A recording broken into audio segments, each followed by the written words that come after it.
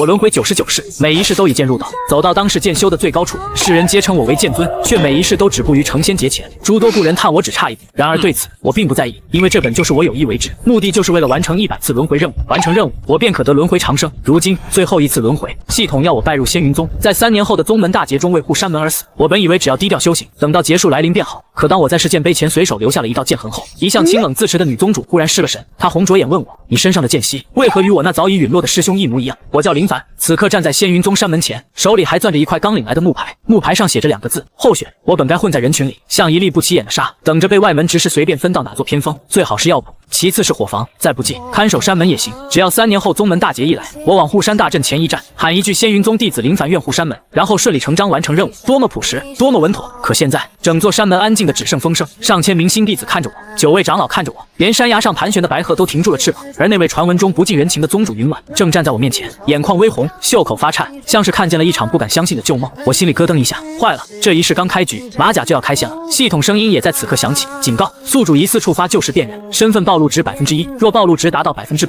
本次轮回任务失败，宿主将被封入世剑碑，恭候来弟子每日摸碑勿见3000年。我当场倒吸一口凉气，封进碑里还要被人摸3000年，这惩罚比死难受多了。我立刻低头，恭恭敬敬行礼：宗主大人认错了，弟子林凡，山下清水镇人士，今年18，祖上3代卖豆腐。别说师兄，我连师门都还没进。云婉没有说话，她只是盯着我方才留下的那道剑痕，那剑痕浅的可怜，歪歪斜斜，像初学孩童拿树枝划出来的。可只有真正懂剑的人才知道，那道痕里藏着一瞬收敛到极致的锋芒，一瞬就够了，足以让满山佩剑低鸣，足以让世剑碑内沉睡100年的剑纹苏醒，也足以让云婉认出那是他师兄谢灵州当年的起手式。而谢灵州正是我第72世的名字。我很无辜，我只是想随便划一下，谁知道这破碑居然这么敏感。旁边的外门执事邵文最先回过神，他看了看云婉，又看了看我，神情复杂的像吞了一口没煮熟的灵米。宗主，此子还未测灵根，是否继续入门试？云婉缓缓收回目光，声音仍旧很稳，只是尾音有一点轻。继续。我心里松了半口气，只要测灵根我就稳了。这一世我的根骨极差，五行杂根，灵脉还窄，按仙门标准来说，属于能引气但很费劲，能筑基但得看命。放在大宗门里，最多分去扫地，简直是为我的任务量身打造。邵文把我带到第2块玉碑前，那是问灵碑，专测灵根资质。前面的人一个接一个上去，有人火木双灵根，引起一片惊呼；有人单水灵根，被长老当场收进内门。还有个名叫裴照的青山少年，笑眯眯地把手按上去，玉碑先是亮起青光，随后又亮起荧光，最后连碑座都浮出一圈阵纹。邵文眼睛一亮，风灵根，坚震脉，好苗子。裴照却没半点骄傲，反而朝我挤眉弄眼：林兄，等会儿你若也是天才，我们就做天才里的邻居；若你不是，那我就搬去外门陪你。这话一出，不少人笑了，有人笑他洒脱，有人笑我倒霉，我也跟着笑。放心，你大概要搬家了，轮到我时，我把手放上问灵碑，心里默念：低调、平凡、杂根。下一刻，玉碑亮了，一点红，一点蓝，一点绿，一点黄，一点白，五色俱全，却淡得像快熄灭的烛火。邵文沉默了，几位长老也沉默了。人群里有人没忍住小声道：五行杂根还是下品，这资质进外门都悬吧。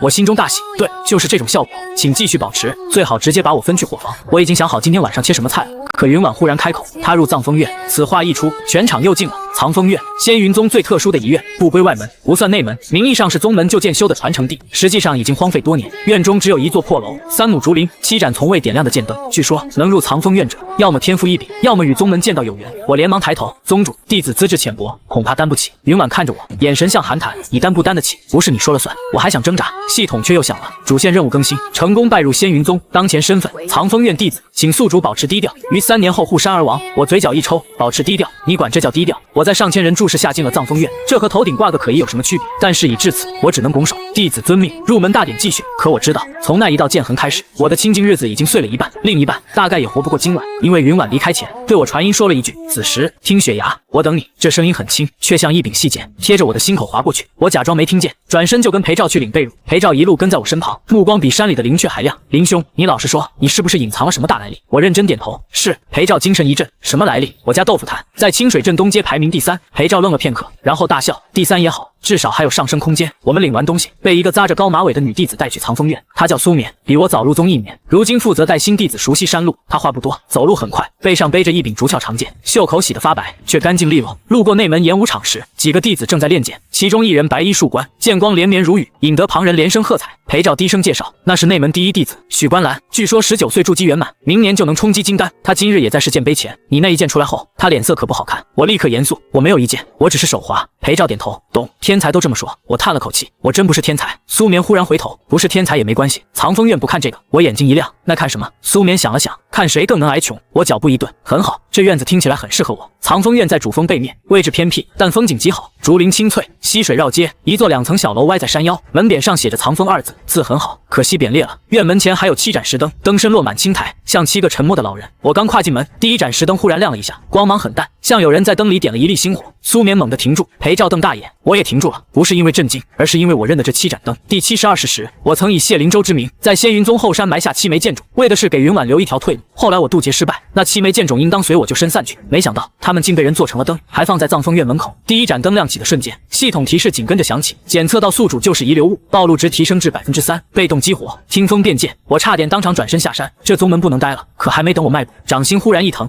像有一根极细的冰针从腕骨一路划到心口。听风变剑4个字不是凭空落下的，它像是从我前99世里硬生生抽出一缕旧剑息，塞进了这一世这副5行杂根的身体里。我脸色微白，指尖却稳得可怕，这感觉很不对。若只是奖励，它不该疼；若只是被动激活，它不该像在催熟什么东西。我低头看了一眼自己的手腕，那里空空如也，却仿佛有一条看不见的线，正把我散落在99世里的剑息一缕一缕往这具身体里拽。系统声音依旧冷冰冰，请宿主保持低调。我心里冷笑，保持低调？你一边让我低调，一边把我就是剑息往外翻，这和一边让我藏起来，一边给我脑门上挂灯笼有什么区别？只是这念头一闪而过，很快便被我压下。现在还不能翻脸，这一世的身体太弱，灵根下品，经脉又窄，若就是剑息用多了，不是我杀穿别人，而是这副身体先被我自己撑裂。我揉了揉腕骨，面上仍旧平静。看来以后不但要装弱，还要真省着点用命。到处都是我以前乱扔的东西。裴照却兴奋地拍我肩膀：“林兄，你看，你一来灯就亮，这不是天命是什么？”我面无表情，可能是年久失修，回光返照。苏眠看了我一眼：“藏风院7灯百年未亮，你最好别说这种话。”我立刻闭嘴。3人收拾屋子。藏风院荒废太久，房梁上全是灰，院后菜畦长满野草，厨房里只有半袋米。裴照看完库存，沉默了很久，然后问苏眠：“师姐，宗门不发月历吗？”苏眠淡定道：“发，但藏风院欠了宗门27年的修缮款，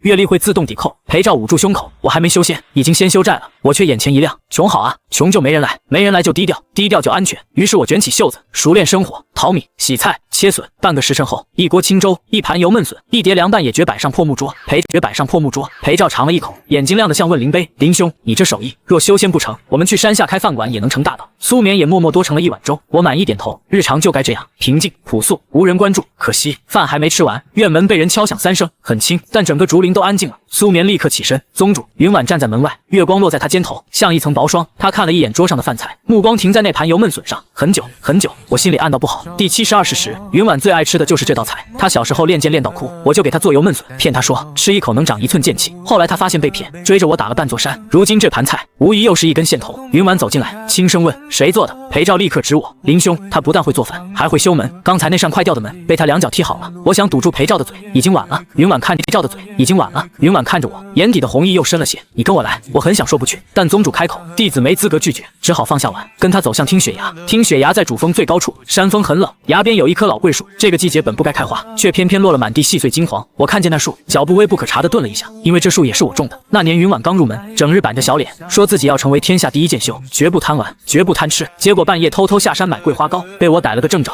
他吓得眼泪汪汪。我没罚他，只是在崖边种了一棵桂树，告诉他等树开花，师兄给你做一辈子桂花糕。后来我没做到，我死在成仙劫前，留下他一个人守着这座山。云婉停在桂树下，没有回头。师兄当年说，桂花开到第7日便该做什么？我心里一紧，这题我会，但我不能会。于是我一脸茫然，弟子不知。云婉转身看我，真不知。我诚恳。云婉转身看我，真不知。我诚恳点头，真不知。下一瞬，一片桂花从枝头落下，我下意识伸手接住，又下意识说了一句：“再不收花，香气就散了。”说完，我整个人僵住，云婉也僵住。系统声音冷冰冰响起，身份暴露值提升至8%，被动激活，旧梦回响。我差点把那片桂花塞进嘴里，毁尸灭迹。云婉一步步走近，声音发颤，这句话只有他对我说过。我立刻补救：“宗主，山下做糕点的人都这么说。”云婉盯着我：“清水镇卖豆腐的也懂桂花糕。”我认真道：“豆腐脑里也能放桂花蜜。”云婉沉默了，这回答太离谱，但居然无法反驳。他忽然抬手，一柄细长如雪的剑出现在掌心，剑名赵寒，是谢灵州当年送给云婉的剑。他将剑递到我面前，拔剑，我后退半步。宗主说笑了，弟子今日才入门，不会剑。云婉眼神冷了几分，不会剑，却能在世剑碑上留下问朝起手，不会剑，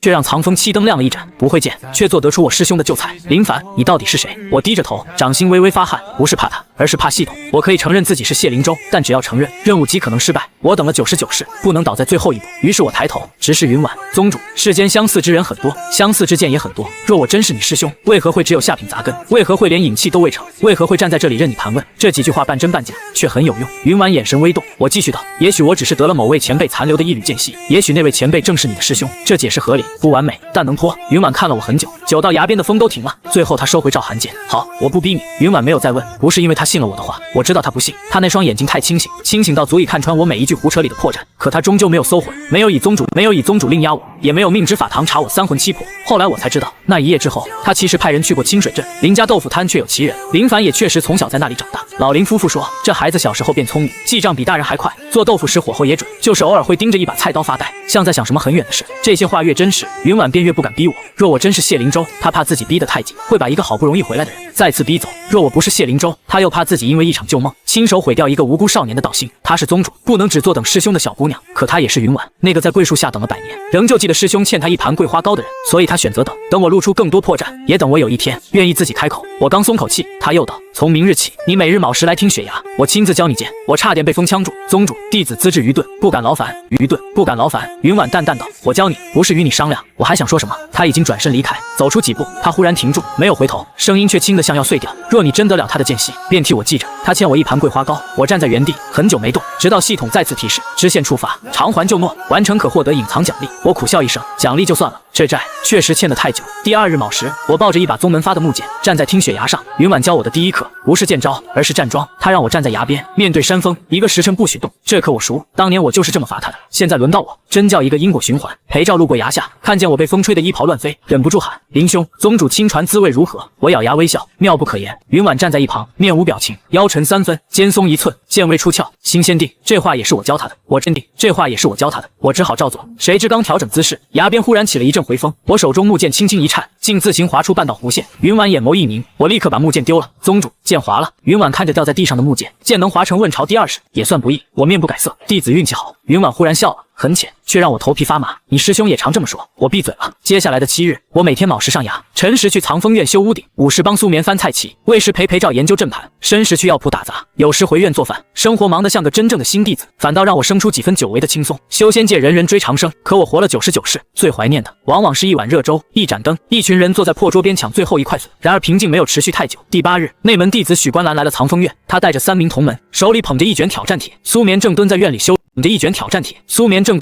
篱笆，裴照正在屋顶补瓦，我在厨房揉面。许观澜站在院门口，声音不高，却足够让附近弟子听见。藏风院重开，按宗门旧例，需受内门问剑，若接不住3招，藏风院今年月例减半。裴照从屋顶探出头，还减？再减我们就只能吃风了。许观澜没有理他，目光落在我身上。林凡，你敢接吗？我果断摇头，不敢。众人一愣，这回答太快，反而把气氛噎住了。许观澜皱眉，你在世界杯前不是很有胆吗？我诚恳道，那天手滑，今天手不滑，不打。周围传来低笑。许观澜脸色有些挂不住。苏眠站起身，我来接。我看了他一眼，苏眠只有炼气5层，许观澜筑基圆满，差距太大。许观澜也摇头，我不欺负你，我要问的是他。这时邵文执事不知何时出现在院外，他看了一眼挑战帖，淡淡道，宗门旧例确有此事，但问剑点到为止，不可伤人根基。许观澜拱手，弟子明白。我心里叹气，躲不过了，再躲下去，藏风院月例减半，今晚粥里就没米了。于是我擦了擦手上的面粉，拿起靠在门边的烧火棍。许观澜眉头更深，你用这个？我点头。宗门木剑太贵，坏了要赔，烧火棍不要钱。裴照在屋顶鼓掌，有理有据。许观澜身后3名弟子忍不住笑出声，许观澜却没有笑，他拔剑，剑光如雨。第1招春水连山，这招很漂亮，剑影层层推进，适合压制弱者。我站着没动，直到剑尖离我胸口3寸，才轻轻抬棍往左下方一点，啪！许观澜剑势断了。第2招还没来得及展开，整个人被自己的灵力带偏半步。人群一静，我连忙解释，地不平，他滑了。许观澜脸色微变，再来。第2招云桥横渡，剑光横切，比上一招快了3倍。我脚下一退，烧火棍顺势敲在他剑脊最薄处，啪！剑鸣骤停。许观澜手腕一麻，差点松剑。我又解释，棍子有点硬。许观澜眼神终于认真。第3招，他没有再用花哨剑式，而是直接以筑基灵力压来，一剑直刺，无声无划，却最危险。苏眠脸色一变，裴照也从屋顶跳了下来，我却笑了，这一剑才像样。我往前踏了一步，烧火棍贴着剑身划过，借他的力，带他的势，最后在他肩头轻轻一点。许观澜整个人僵住，剑尖停在我衣袖前，再进不得半分。邵文眼底闪过一抹金色，我收棍后退，承让。许观澜看着肩头那一点黑灰，脸色由白转红，又由红转白。许久后，他收剑行礼，是我输了。他这句话一出，四周哗然。我本以为他会恼羞成怒，没想到他居然认得干脆，倒让我高看了一眼。许观澜抬头看我，3招虽败，但我还会再来。我点头，来可以，下次待你。许观澜愣住，裴照立刻接话，或者带有接话，或者带有。苏眠补充，盐也缺。许观澜沉默片刻，竟真从储物袋里取出3袋灵米，放在院门口，算问见礼。说完，他转身离开，背影比来时少了傲气，多了几分剑修该有的坦荡。我看着那3袋灵米，心情很好。打架不重要，吃饭重要。可下一刻，系统提示又响了，宿主以凡身破筑基剑招，疑似暴露就是剑道，身份暴露值提升至12%，被动激活，无痕剑步。系统提示落下，无痕剑步4个字在我脑中一闪而过。下一刻，我脚下微微一软，那种感觉很细，像有人把一截烧红的铁丝从脚踝抽进经脉里。我立刻扶住门框，装作在看那3袋灵米。裴照还在欢呼，苏眠正去搬米，许观澜也已经转身离开。没人注意到我后背已经出了一层冷汗。这一世的身体终究不是前99世的剑尊身，以凡身界就是剑息，就像用破瓦罐去盛滚沸灵汤，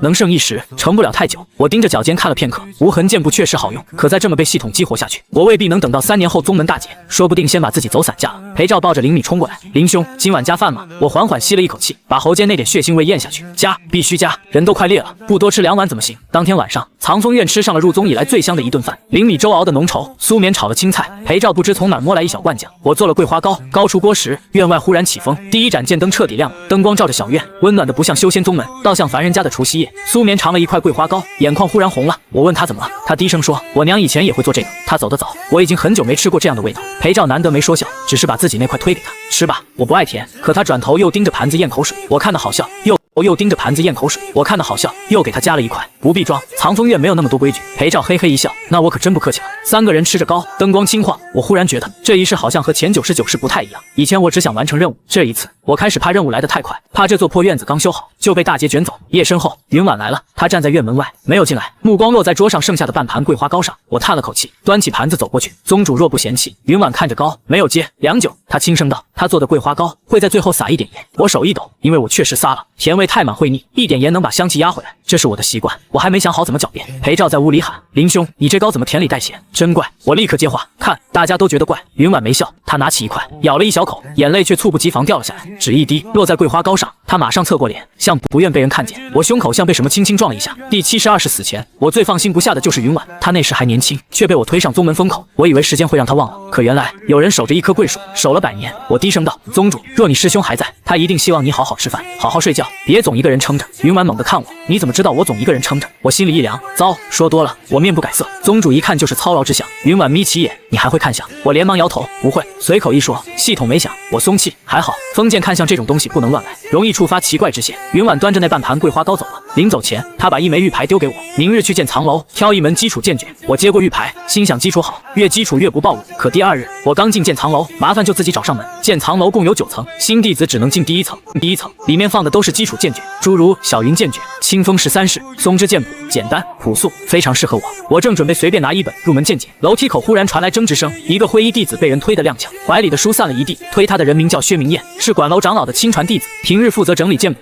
他皱眉道：“贺小满，说过多少次了，残缺剑谱不许外借，你听不懂吗？”灰衣弟子贺小满低头捡书，声音很小：“我只是想抄一段，不会带走。”薛明彦冷笑：“你灵根薄杂，入门3年还在炼气2层，抄再多有什么用？不如早点去灵田做事，省得浪费纸。”这话不算恶毒，却很伤人。贺小满手指攥紧，周围人默不作声。我本来不想管，可目光扫过那本散开的残谱，脚步忽然停住。残谱名为《折枝九问》，旁人看不懂，我却认得，那是我第31世随手写给一个砍柴少年的剑理，讲的不是杀法，而是如何以弱成强，如何在困境里找到一线生路。没想到传到如今只剩半卷，还被放在角落吃灰。薛明彦见我看书，挑眉道：“你也想学这废谱？”我弯腰捡起残谱，淡淡道：“废的不是谱，是读不懂的人。”四周瞬间安静，薛明彦脸色沉了下来。你说什么？我心里叹气，这嘴怎么就没管住？可能是第99世当剑尊时，对人对习惯了。薛明彦拔出一支竹签，剑藏楼不许私斗，但可问解。你若能说出这残谱第1问的破局之法，我向贺小满道歉；若说不出，你把玉牌留下，3个月不得入楼。我低头看残谱，第1问写着：“枝折于风，何以不败？”旁边空白处有许多前人批注，有人说以柔克刚，有人说顺势而服，有人说弃之保根，都对，但都浅。我拿起笔，在空白处写了4个字：借风生花。薛明彦怔住，我继续写：枝折非败，败在止之护之；枝折非败，败在止之护之。若借风势，使断之落地生根，则易之者百之生。剑亦如此，一剑被破，便借破招之势，开第2路。困局不在逢，在执念。笔落，残谱忽然轻轻一震，纸页间浮起一缕温润剑光，像春日破冰。贺小满呆住，薛明彦也呆住。剑藏楼深处，一道苍老声音传来：“谁续了折之问？”下一瞬，一个白发老者出现在楼内，他是剑藏楼长老傅青灯。他拿起残谱看了许久，忽然对我行了一礼：“小友，这一问，老夫困了40年，今日得解，我连忙躲开。长老折杀弟子。薛明艳脸色煞白，傅青灯看向他道歉。薛明艳咬牙，却不敢违逆，转身对贺小满低头。方才是我言重，对不住。贺小满眼眶发红，却还是回礼。无妨，我把残谱递给他，想学就学，路窄不代表无路。贺小满重重点头。那一刻，我看见他眼里有了光，系统那一刻，我看见他眼里有了光，系统又响，宿主修复就是见礼，暴露值提升至17%，被动激活，折之剑心。我妈了，我只是写了4个字，这系统越来越不讲道理。傅青灯却不肯放我走，硬是给我塞了3本基础剑诀，还送了1块剑藏楼2层通行牌。我推辞不过，只能收下。刚出剑藏楼，裴照就从树后冒出来：“林兄，听说你在楼里用4个字打了薛明艳的脸，消息传这么快。”我震惊。裴照摊手：“没办法，仙云宗最大神通叫八卦传音。”我揉了揉眉心，低调之路，任重道远。接下来1个月，我拼命装弱，早课时故意练错剑步，灵力课上引气慢半拍，宗门小考只拿中下，可越装越不对劲，因为我练错的剑步被邵文执事研究后，发现正好能避开3种常见破绽。我引气慢半拍，被药谱和长老看出是在减少经脉负担，适合根骨弱的弟子。我小考中下，结果答案被傅青灯拿去当反面教材讲解，讲着讲着，他发现反面之中暗藏另一种思路，于是又夸了我一顿。我终于明白，一个人强太久，连装菜都像在开新流派。为了挽回局面，我决定做一件真正普通的事，种菜。藏风院后院有3亩荒地，我带着裴照、苏眠、贺小满挖渠、翻土、铺草灰、虫灵界。裴照累得瘫在田埂上：“林兄，我们是修仙弟子，不是农夫。”我把锄头扔给他：“修仙先修活着，饭都吃不上，谈什么大道？”苏眠很赞同，贺小满更是认真记录。3日后，药谱和长老路过藏风院，看见灵界苗齐刷刷冒头，当场蹲下不走了：“你这水渠怎么挖的？”我随口道：“依山势分3段，上序、中缓、下排，雨多不涝，雨少不干。”何长老眼睛发亮：“那草灰呢？”我道：“混碎贝壳粉，能闻土性。”何长老一拍大腿：“妙啊！”我心里暗道不好。果然，第2天，全宗药谱执事都来了藏风院参观菜地。第3天，我的种菜法被命名为藏风3曲法。第4天，云婉亲自批示推广全宗。我站在菜地里，看着一群长老围着我的灵界苗赞叹，只想把自己埋进土里。系统甚至还来凑热闹，宿主改善宗门基础产出，宗门气运微升，任务完成率提升。我眼睛一亮，等等，任务完成率提升，这倒是好事。系统解释，宿主最终需为守护山门而亡，宗门越稳，宿主死亡越具守护意义。我沉默了，也就是说，我越想低调，越在帮自己死的体面，这逻辑真令人欣慰。入宗第3个月，仙云宗开启青罗秘境，所有新弟子都要进去采集云心玉。云心玉不贵，却是炼制护山镇基的小材料，任务简单，危险不大。按理说，我只要进去摸鱼，采几块石头，平安出来即可。可出发前1晚，藏风院第2盏灯忽然亮了，灯芯里浮出一道细小裂纹，像有什么东西在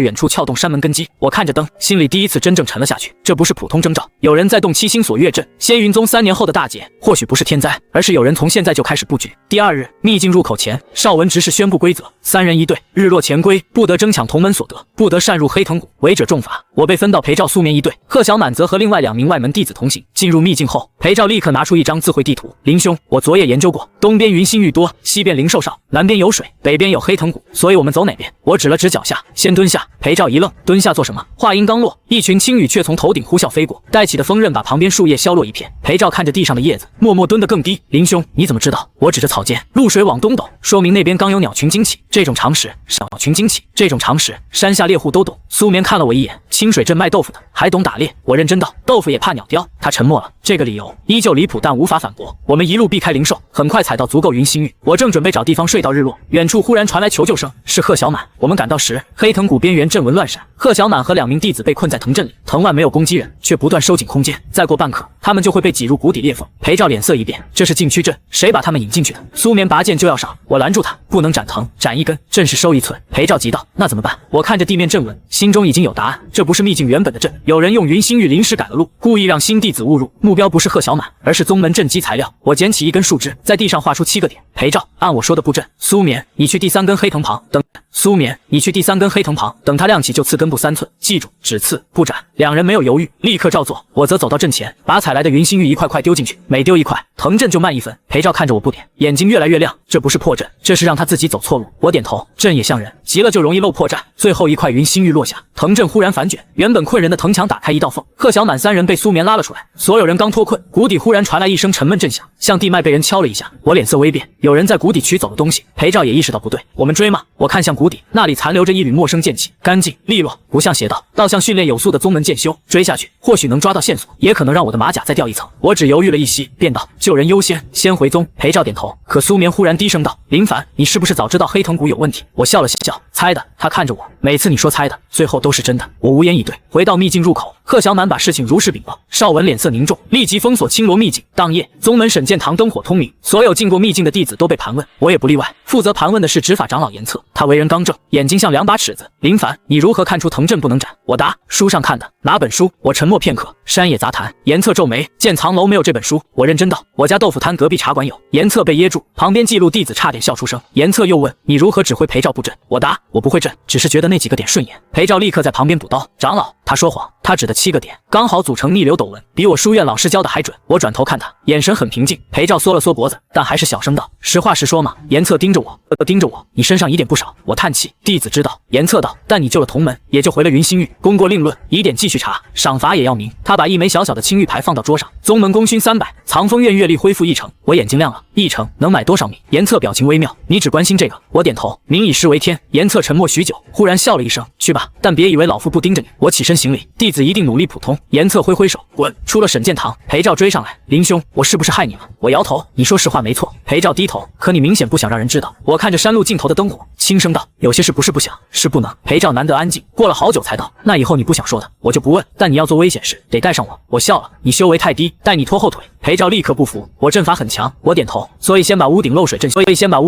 修好，明晚要下雨。他愣了一下，然后拔腿往藏风院跑。你怎么不早说？我看着他的背影，心里忽然暖了一点。这一世好像多了几个麻烦，也多了几个不该设下的人。青罗秘境之后，仙云宗暗中排查，却没有查出盗取阵基的人。黑藤谷底缺失的东西是一枚星沙钉，七星锁月阵共有108枚星沙钉，少一枚不会立刻出事，但若持续缺失，3年后山门大劫便会提前。我本想把此事告诉云婉，可转念一想，他若问我为何知道七星锁月阵结构，我又要解释半天。于是我决定自己查。查案第一步，去伙房，因为任何宗门的秘密最后都会流向3个地方：伙房、药铺和洗剑池。伙房弟子最知道谁半夜吃饭，药铺弟子最知道谁受了伤，洗剑池弟子最知道谁的剑沾了不该沾的气息。我用3顿油焖笋、2盘桂花糕、1锅灵米粥，成功和伙房打成一片，得到线索。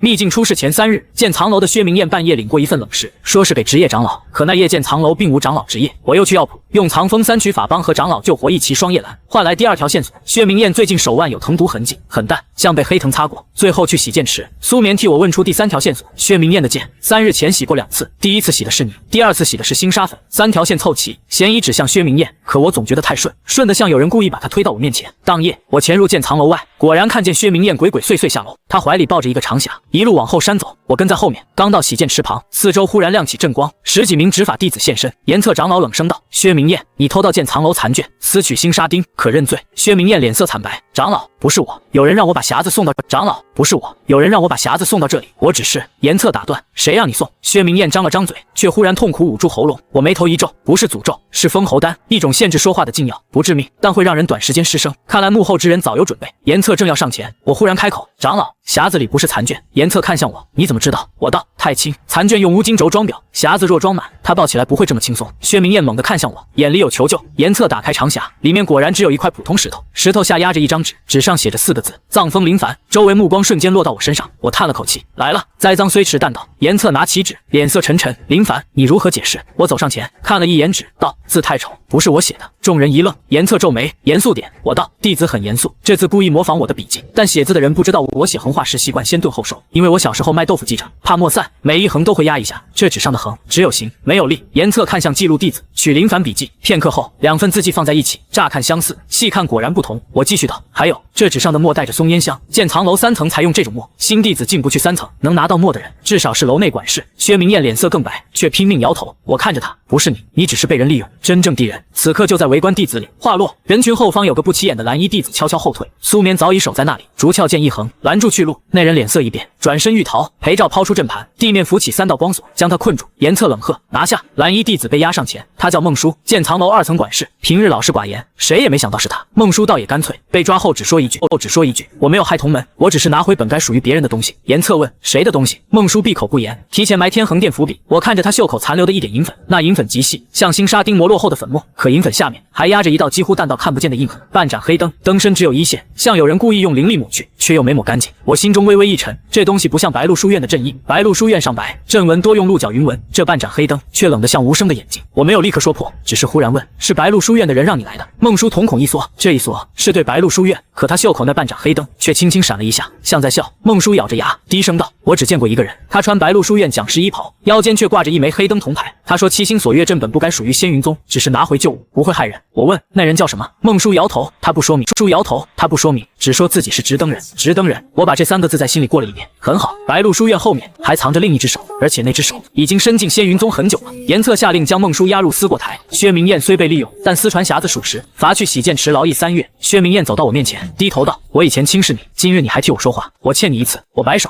不用欠，以后别拦贺小满看书就行。他点头，一定。这场风波后，藏风院名声更大，我更头疼，但好处也不是没有，阅历恢复了3成，藏风院终于不用每天算命下锅。贺小满也因为折枝9问进步飞快，1个月后从炼气2层冲到4层。苏眠在青罗秘境后心境豁开，剑一出城，裴照修好了屋顶漏水阵，虽然阵法偶尔会把雨水导进他自己房间，但总体算成功。日子一天天过去，仙云宗表面恢复平静，暗线却越来越清晰。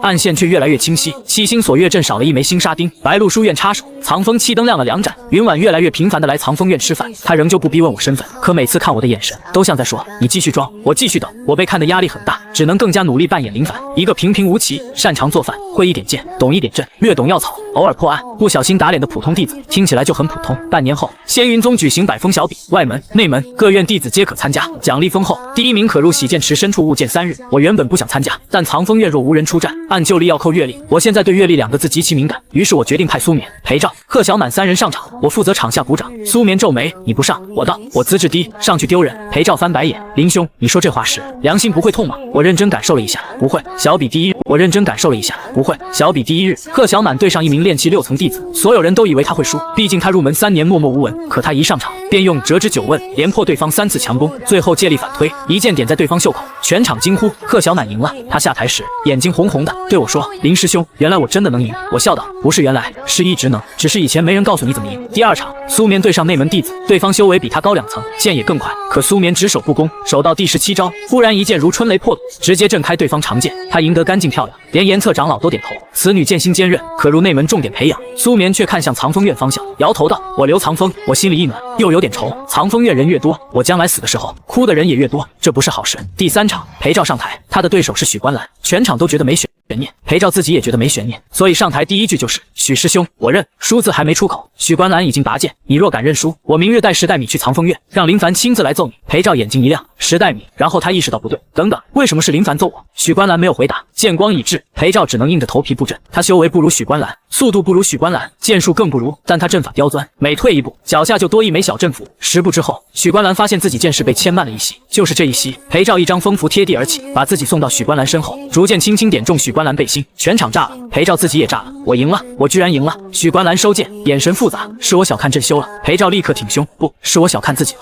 我在台下鼓掌，心里却知道许观澜最后留手了，他不是输不起，他是在还藏风院那3袋米的情分。这个少年可教。小比进行到第3日，藏风院3人连胜，风头一时无两，不少人开始说藏风院真正厉害的不是林凡，而是林凡会教人。我听得头大，教人这个马甲比挥剑还危险，因为我前99世有好几世都是开宗立派的老祖，若再被人挖出来暴露，只怕是直接飙升。于是当小比长老问我要不要上场展示时，我果断拒绝。可就在这时，意外发生了，洗剑池方向忽然传来巨响，一道寒光冲天而起，演武场地面剧烈震动，有弟子惊呼：洗剑池阵眼裂了！众人脸色大变。洗剑池是仙云宗剑气汇聚之地，若阵眼破裂，满池剑气逆流，轻则伤人，重则冲击护山阵。云婉不在宗内，几位长老同时赶去，可寒光越来越盛，竟把靠近的长老逼退。我看向藏风院方向，第3盏灯亮了，我心中一沉，幕后之人又动手了，而且这一次选在百峰小比，当着全宗弟子的面，若处理不好，仙云宗声望必损，人心也会乱。严策长老喝道：所有弟子后退，不得靠近。可洗剑池旁还有几个负责维护阵纹的低阶弟子没撤出来，其中一个正是薛明彦，他在劳役期不能御剑，被困在寒光边缘，再晚片刻就会被剑气震伤。我叹了口气，麻烦，真麻烦。然后我冲了过去，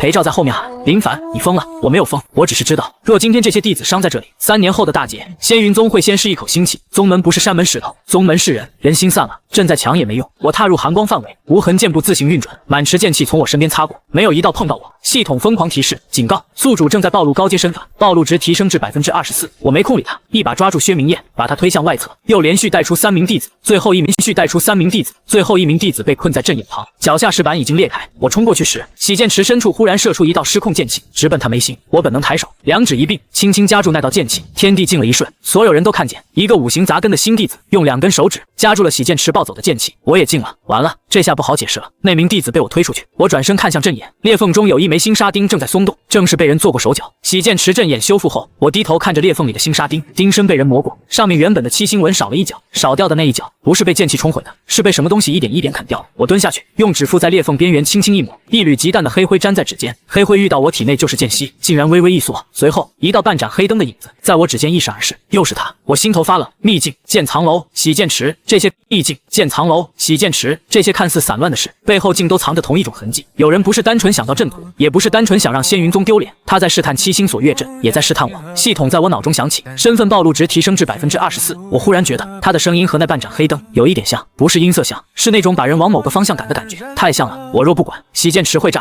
我若管，马甲会炸，两害相权，还是洗剑池比较贵。我一脚踏在阵眼上，以脚尖画了半个圆，再用烧火棍敲下3点，咚咚咚，暴走剑气瞬间回流，像千百条河重新入海。寒光散去，洗剑池恢复平静。我站在池边，手里还拿着不知道从哪儿顺来的烧火棍。全场鸦雀无声。岩策长老赶来，看着完好无损的阵眼，又看着我，半晌说不出话。最后他问了一个很朴素的问题：你管这叫不会阵？我认真道：弟子只是觉得那3下敲起来顺手。岩策深吸一口气，老夫活了300年，第一次这么想打一个救了人的弟子。我低头，弟子知错。岩策道：你错哪了？我道：下次敲轻点。岩策差点被我气笑。百逢小比因为洗剑池意外终止，我被带到宗主殿，云婉也赶了回来。他听完岩策讲述，没有立刻问我，而是先去查看阵眼。回来后，他屏退众人，殿内只剩我和他。云婉站在高阶上，看着我。洗剑池阵眼修复手法是我师兄独创，当年他嫌阵师修阵太慢，便以剑代笔，敲3点定流。这法子他只教过我，我头皮发麻。系统提示：身份暴露值提升至36%，被动激活，3点定流。我心里骂了系统100遍，激活个屁！刚刚就是因为这个暴露。云婉一步步走下来，林凡，你还要说是巧合吗？我沉默。殿外风声很远，远得像隔了一世。我可以继续编，但看着他的眼睛，那些谎话忽然有点说不出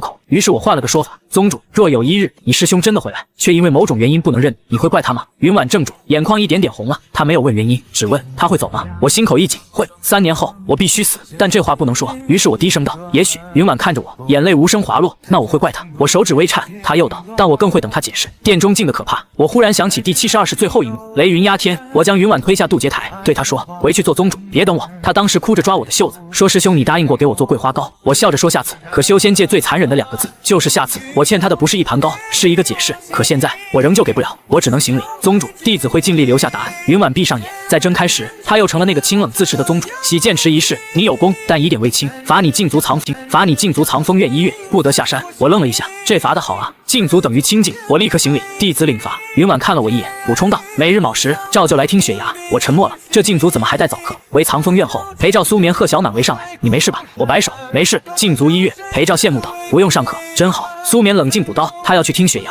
陪赵立刻同情，那真惨。贺小满拿出一卷新抄的，折之9问。林师兄，我悟出第2问了，你帮我看看。我看着3人，忽然笑了。好，反正禁足有的是时间，那1个月。藏风院过得像隐士小宗门。早上我被云婉折磨站桩，白天回来教贺小满拆剑，陪苏眠磨春雷剑，帮陪赵改阵盘，晚上一起做饭、修篱笆、晒草药。第1盏剑灯和第2盏剑灯越来越亮，第3盏灯则在洗剑池修复后稳定下来。我暗中画了一张图，把七星锁月阵被动过的地方逐一标出，星沙钉少1枚，洗剑池裂1次，黑藤谷被改1次，3处连起来，刚好指向仙云宗地底深处的一个位置。归巢井，那是仙云宗最古老的地脉口，平日封闭，只有宗主令能开。若有人想提前引动宗门大捷，归巢井就是关键。禁足结束那日，云婉忽然宣布，半月后仙云宗将与白鹿书院举行云州论道，地点就在仙云宗。消息传来，全宗沸腾，我却知道白鹿书院来了，偷星沙钉的人也来了。半月后，云州破云而至，白鹿书院弟子衣袍素白，腰悬阵笔，为首之人名叫纪明和，年纪不过20出头，却已是筑基圆满，阵法造诣更是号称南境年轻一代前3。他下周第1句话便笑着对云婉行礼：久闻仙云宗剑道无双，今日特来请教。话说的客气，眼神却扫过藏风院众人，最后落在我身上。听闻贵宗出了一位五行，最后落在我身上。听闻贵宗出了一位五行杂根的剑道奇才，不知可否一见？我正在人群后面低头啃馒头，忽然被点名，只好举手。在这，纪明和看见我手里的馒头，笑意更深。林道友果然率性。我道：早饭没吃饱。纪明和道：论道之后，白鹿书院可赠灵扇一袭。我眼睛微亮，当真。云婉在高台上轻轻咳了一声，我立刻恢复正经。时不重要，道为先。裴照在旁边小声道：你刚才眼睛都亮了。我踩了他一脚。云州论道分3场，剑、阵、心。第1场比剑，白鹿书院派出1名女弟子，名叫沈兆宇，剑走青灵，连败仙云宗3名外门弟子。许观澜上场后以稳破巧，终于扳回一局。第2场比阵，纪明和亲自上，他布下一座小周天迷阵，要求仙云宗弟子一炷香内破阵。裴照主动请战。入阵前，他看了我一眼，我点头，别想着破，想着走出来。裴照一怔，随后笑了，懂了。小周天迷阵变化繁复，许多阵修进去都会试图推演全阵，但纪明和的厉害之处就是越推演越容易陷入循环。裴照进去后，干脆不算大阵，只盯脚下3尺，每走一步便用1枚小石子标记。一炷香还没烧半，他就从阵里走出来，还顺手带走了阵眼旁的一朵小白花，送给苏冕。全场哗然。纪明和眼神一变，裴照拱手承让。纪明和微笑，是我小看仙云宗了。第3场比心，白鹿书院拿出一面问心玉璧，不问隐私，只问选择。玉璧会画出3道难题，由双方弟子作答。这类比试最容易出风头，也最容易翻车。我本来站得很后，可纪明和忽然道：林道友，可愿同答？我立刻道：不愿。纪明和笑容一顿，云婉看向我，去。我叹气，只好上前。问心玉璧亮起。第1问：若前方有一剑可得天下名，但取剑须弃同行之人，取否？纪明和答：不取。不取，名不可重于同道。众人点头。轮到我答：看什么剑？全场一愣。云婉眉头一挑，我继续道：若那剑能救更多人，我会先把同行之人送到安全处，再回来取。若不能，不取。选择不该只看姿态，要看结果。问心玉璧微亮，竟给了上等评。第2问：若宗门将倾，一人死可救满门，你可愿死？这问题一出，我心脏猛地一跳。纪明和看向我，眼神似乎别有深意。他先答：若死得其所，愿。玉璧亮起中上。轮到我，所有人都看着我，我沉默片刻，道：愿。玉璧没有立刻亮。我又道：但若还有一线办法能让大家都活，我会先去找那一线，若找不到，再死不迟。玉璧光芒大盛。上等。云婉却脸色微白，她像是听出了什么。第3问：若故人归来，却不认你，你当如何？我心里一声卧槽，这玉璧是不是针对我？纪明和也愣了，显然这不是他安排的题。云婉不是他安排的题。云婉的目光落在我身上，整个广场安静下来。我看着玉璧，很久后轻声答：若他不认，必有不能认的理由。我会生气，会难过，但不会逼他。我会把灯留着，饭热着，等他有一天肯说。玉璧光芒冲天，3声清明，这是问心上等。可我没有半点爽感，因为云婉已经转过身，不让任何人看见他的表情。纪明和看着玉璧，眼神第一次彻底沉下去。论道结束，仙云宗胜，白鹿书院送上灵扇。裴照吃得眉开眼笑，我却趁夜去了归巢井，因为问心玉璧第3问出现的太巧，他不是白鹿书院能控制，只能说明归巢井下的7星锁月阵已经开始主动示警，井口在后山禁地。我本以为要费点功夫进去，没想到云婉早已等在那里，他背对着我，像早知道我会来。你果然知道归巢井。我脚步一停，宗主，我只是散步。云婉回头，禁地散步。我点头，弟子方向感不好。云婉没拆穿，只是感不好。云婉没拆穿，只是取出宗主令，打开井口封印，陪我下去。我心中一惊，你知道下面有问题？他道：洗剑池出事后就知道，那为何不查？查了。云婉声音微冷，但有人把痕迹抹得太干净，我需要一个熟悉7星锁月阵的人。我沉默，他看着我，而整个仙云宗除了我，只有你。井下并不阴森，反而有淡淡蓝光，石壁上刻满古老阵纹，越往下越能听见水潮般的灵脉声。走到最深处，一座巨大的圆形阵盘出现在眼前，阵盘中央缺了1枚星沙钉，旁边还有3道新刻的细线。我蹲下查看，脸色一点点沉下去，不是偷阵机那么简单，有人在改7星锁月阵的流向。云婉问：会怎样？我道：原本3年后才会汇聚的地脉潮，会提前，快则半年，慢则1年。云婉袖中手指收紧，可有办法？我看着阵盘，有补星沙钉，修流向，再点亮藏风7灯。7灯是备用阵眼，只要亮藏风7灯；7灯是备用阵眼，只要7灯全亮，7星锁月阵能多撑3年。云婉看着我，这7灯是我师兄留下的。我低声道：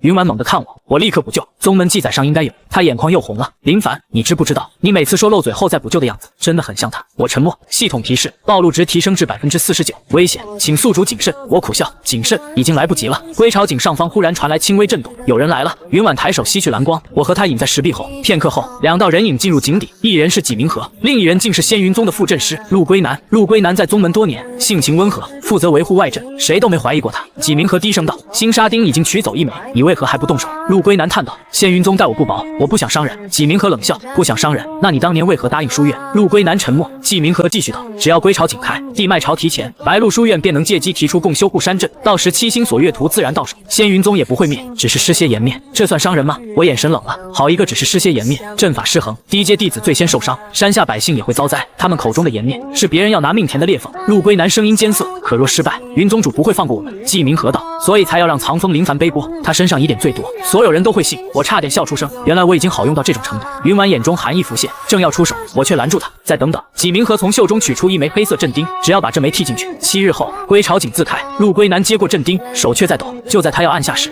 我走了出去。陆师叔，手抖就别干细活，容易扎歪。两人猛地回头，纪明和脸色骤变。林凡，你怎么在这？你怎么在这？我道，方向感不好，散步散下来的。云婉随后现身，陆龟南面如死灰。宗主，云婉没有立刻动手，只问为什么。陆龟南跪下，声音发颤：宗主，我女儿陆清河不是普通在白鹿书院修行，她生来经脉逆缠，12岁那年险些灵脉尽断，是白鹿书院的陆明镇疗替她续住了经脉。这些年，她每月都要入陆明镇一次，若停3月，经脉便会萎缩；若停1年，此生再不能修行，甚至连凡人寿数都保不住。纪明和背后的人找到我说，只要我帮他们改动一处新沙丁，他们便继续替清河镇疗。他们还说，归朝景不会真毁，只是让仙云宗阵势失衡，丢些颜面，逼宗门同意共修七星锁月阵。我信了。说到这里，陆龟南的声音已经哑了。我不敢告诉宗门，也不敢赌他们会不会真停清河的镇疗。我知道我错了，可我那时只想着，只要不死人，只要清河能活，我便先把这一关熬过去。云婉看着他，眼神很冷，却没有立刻斥骂。他只是道：你想救女儿，这不是错，可你用宗门安危去换他一人平安，便是错。你若早说，仙云宗可以接他回来，可以请白鹿山长明说，可以另寻阵法，可你偏偏选了最不能选的路。陆龟南额头抵在地上，眼泪落进尘里。我错了，这一句比任何辩解都轻，也比任何辩解都重。纪明和见势不妙，忽然捏碎阵符，一道白光卷住他，想要遁走。我随手捡起地上一颗碎石，屈指一弹，石子穿过白光，精准打断阵符核心。纪明和从半空摔下，满脸不可置信：你不是五行杂根吗？我点头，对啊，所以我用石头，没用灵力。纪明和气得差点吐血。云婉抬手封住他的修为，冷声道：带回沈剑堂。归朝景事件震动全宗，白鹿书院使团被扣，陆龟南认罪，但云婉没有公开他的女儿之事，只按宗规处置，废去副镇师职权，禁足思过台10年。纪明和则被送回白鹿书院，同时附上证据，要求书院给交代。许多人以为两宗会因此开战。3日后，白鹿书院山长亲自登门，他没有做云州政委，也没有带仪仗，只带了3名戒律堂长老和一卷封存的内院名册。他在仙云宗山门前当众向云婉行礼。白鹿书院失察，让执登人借我书院讲师之名行破阵之事，此事白鹿有罪，但白鹿并非全院同谋。说罢，他抬手打开名册，名册上有3个人名被朱砂圈住，其中1人正是曾与孟叔接触过的旧讲师。山长声音沉稳，这3人已经被废去职权，押入白鹿戒律洞，待两宗共同审问。纪明和参与归朝景一事，虽非主谋，却轻信偏言，助纣成错，白鹿不会替他遮掩。纪明和站在人群后，脸色苍白。山长看向他，明和，你苍白。山长看向他，明和，你若还认自己是白鹿弟子，便留下，把你欠仙云宗的镇债修完。纪明和怔住，他原以为自己会被带回书院受罚，没想到山长竟让他留下赎错。山长又看向云婉，白鹿院送回新沙丁，陪镇才3车，另开放陆明镇疗3年，公路清河转入仙云宗治疗。陆龟南猛地抬头，眼眶通红。云婉沉默片刻，仙云宗接受赔偿，也接受共同审查，但此事不会就此抹去。山长点头，应当如此。我站在人群里，看着这位白发山长，心里对他高看了一分，能认错，能清查，能不护短。白鹿书院还没烂到根上，真正发臭的是藏在白鹿影子里的那半盏黑灯。这场风波，仙云宗赢得漂亮，藏风院也分到1车镇财。裴照高兴地在院里转了3圈。林兄，有这些材料，我能把屋顶漏水阵升级成雨水自动入缸阵。我道，先保证别自动入你房间。裴照咳了一声，那是意外。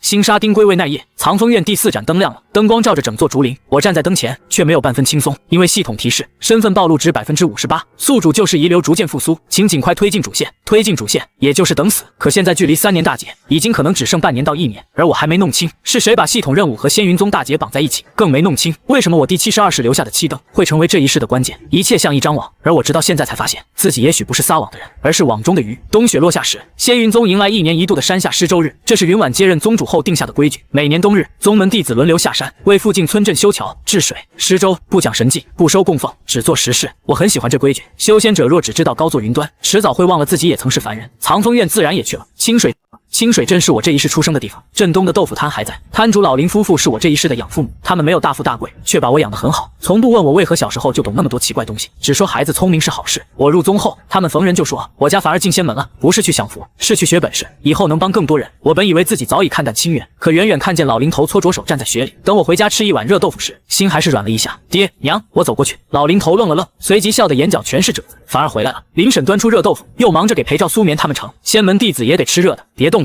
裴照一边吃一边感动，婶子，我能常来吗？林婶笑道，来，都来。反而朋友就是家里客。苏眠低头喝着豆腐汤，眼眶微红。他很少提家人，我也不问。每个人都有不愿说的血，能给一碗热汤就够了。施粥棚前，一个老木匠认出了我，他盯着我看了很久，忽然问：“小仙长，你可会写字？”我点头，会一点。他拿出一块旧木牌，上面刻着半句残诗：“山若有缺，以剑补之。”这是100年前一位仙云宗高人给我祖父写的，说若有一日山中潮生倒流，就把木牌送上仙云宗。我接过木牌，指尖微凉，这字是我的。第72世，我察觉归巢井隐患时，曾在山下留过几块市井木牌，交给可信的凡人匠户保存。没想到100年过去，木牌还在。老木匠继续道：“昨夜我听见山里潮声倒着响，就知道该送来了。”我看向远山，脸色变了。归巢井虽然修过，但地脉潮仍在提前，有人在更深处动了手脚。云婉也赶到，看见木牌后，他什么都没问，只是对老木匠郑重行礼，多谢老人家守信100年。老木匠慌忙摆手：“不敢，祖上传下来的话，说那位高人救过全镇，我们只是记着恩。”我听着这话，忽然有点难受。我走了99世，留下过很多东西：剑谱、阵法、药方、山路上的亭子、渡口边的桥。我从未指望有人记得，可总有人替我记着。回宗路上，云婉与我并肩走在雪中，他轻声道：“师兄当年也写过这句诗。”我没有否认，也没有承认，只是道：“那他应当很牵挂这座山。”云婉道：“他牵挂的从来不是山，是山里的人。”我心头一颤。第5盏剑灯在我们回到藏风院时亮起，五灯齐鸣，7星锁月阵的轮廓终于在夜空显现，像一只巨大的碗，倒扣住仙云宗，护着山，也压着即将翻涌的潮。同一夜，系统发布新的提示：主线变更，宗门大劫提前，预计时间3个月后，宿主须于大劫中护山而亡。若提前死亡，任务无效；若宗门覆灭，任务失败；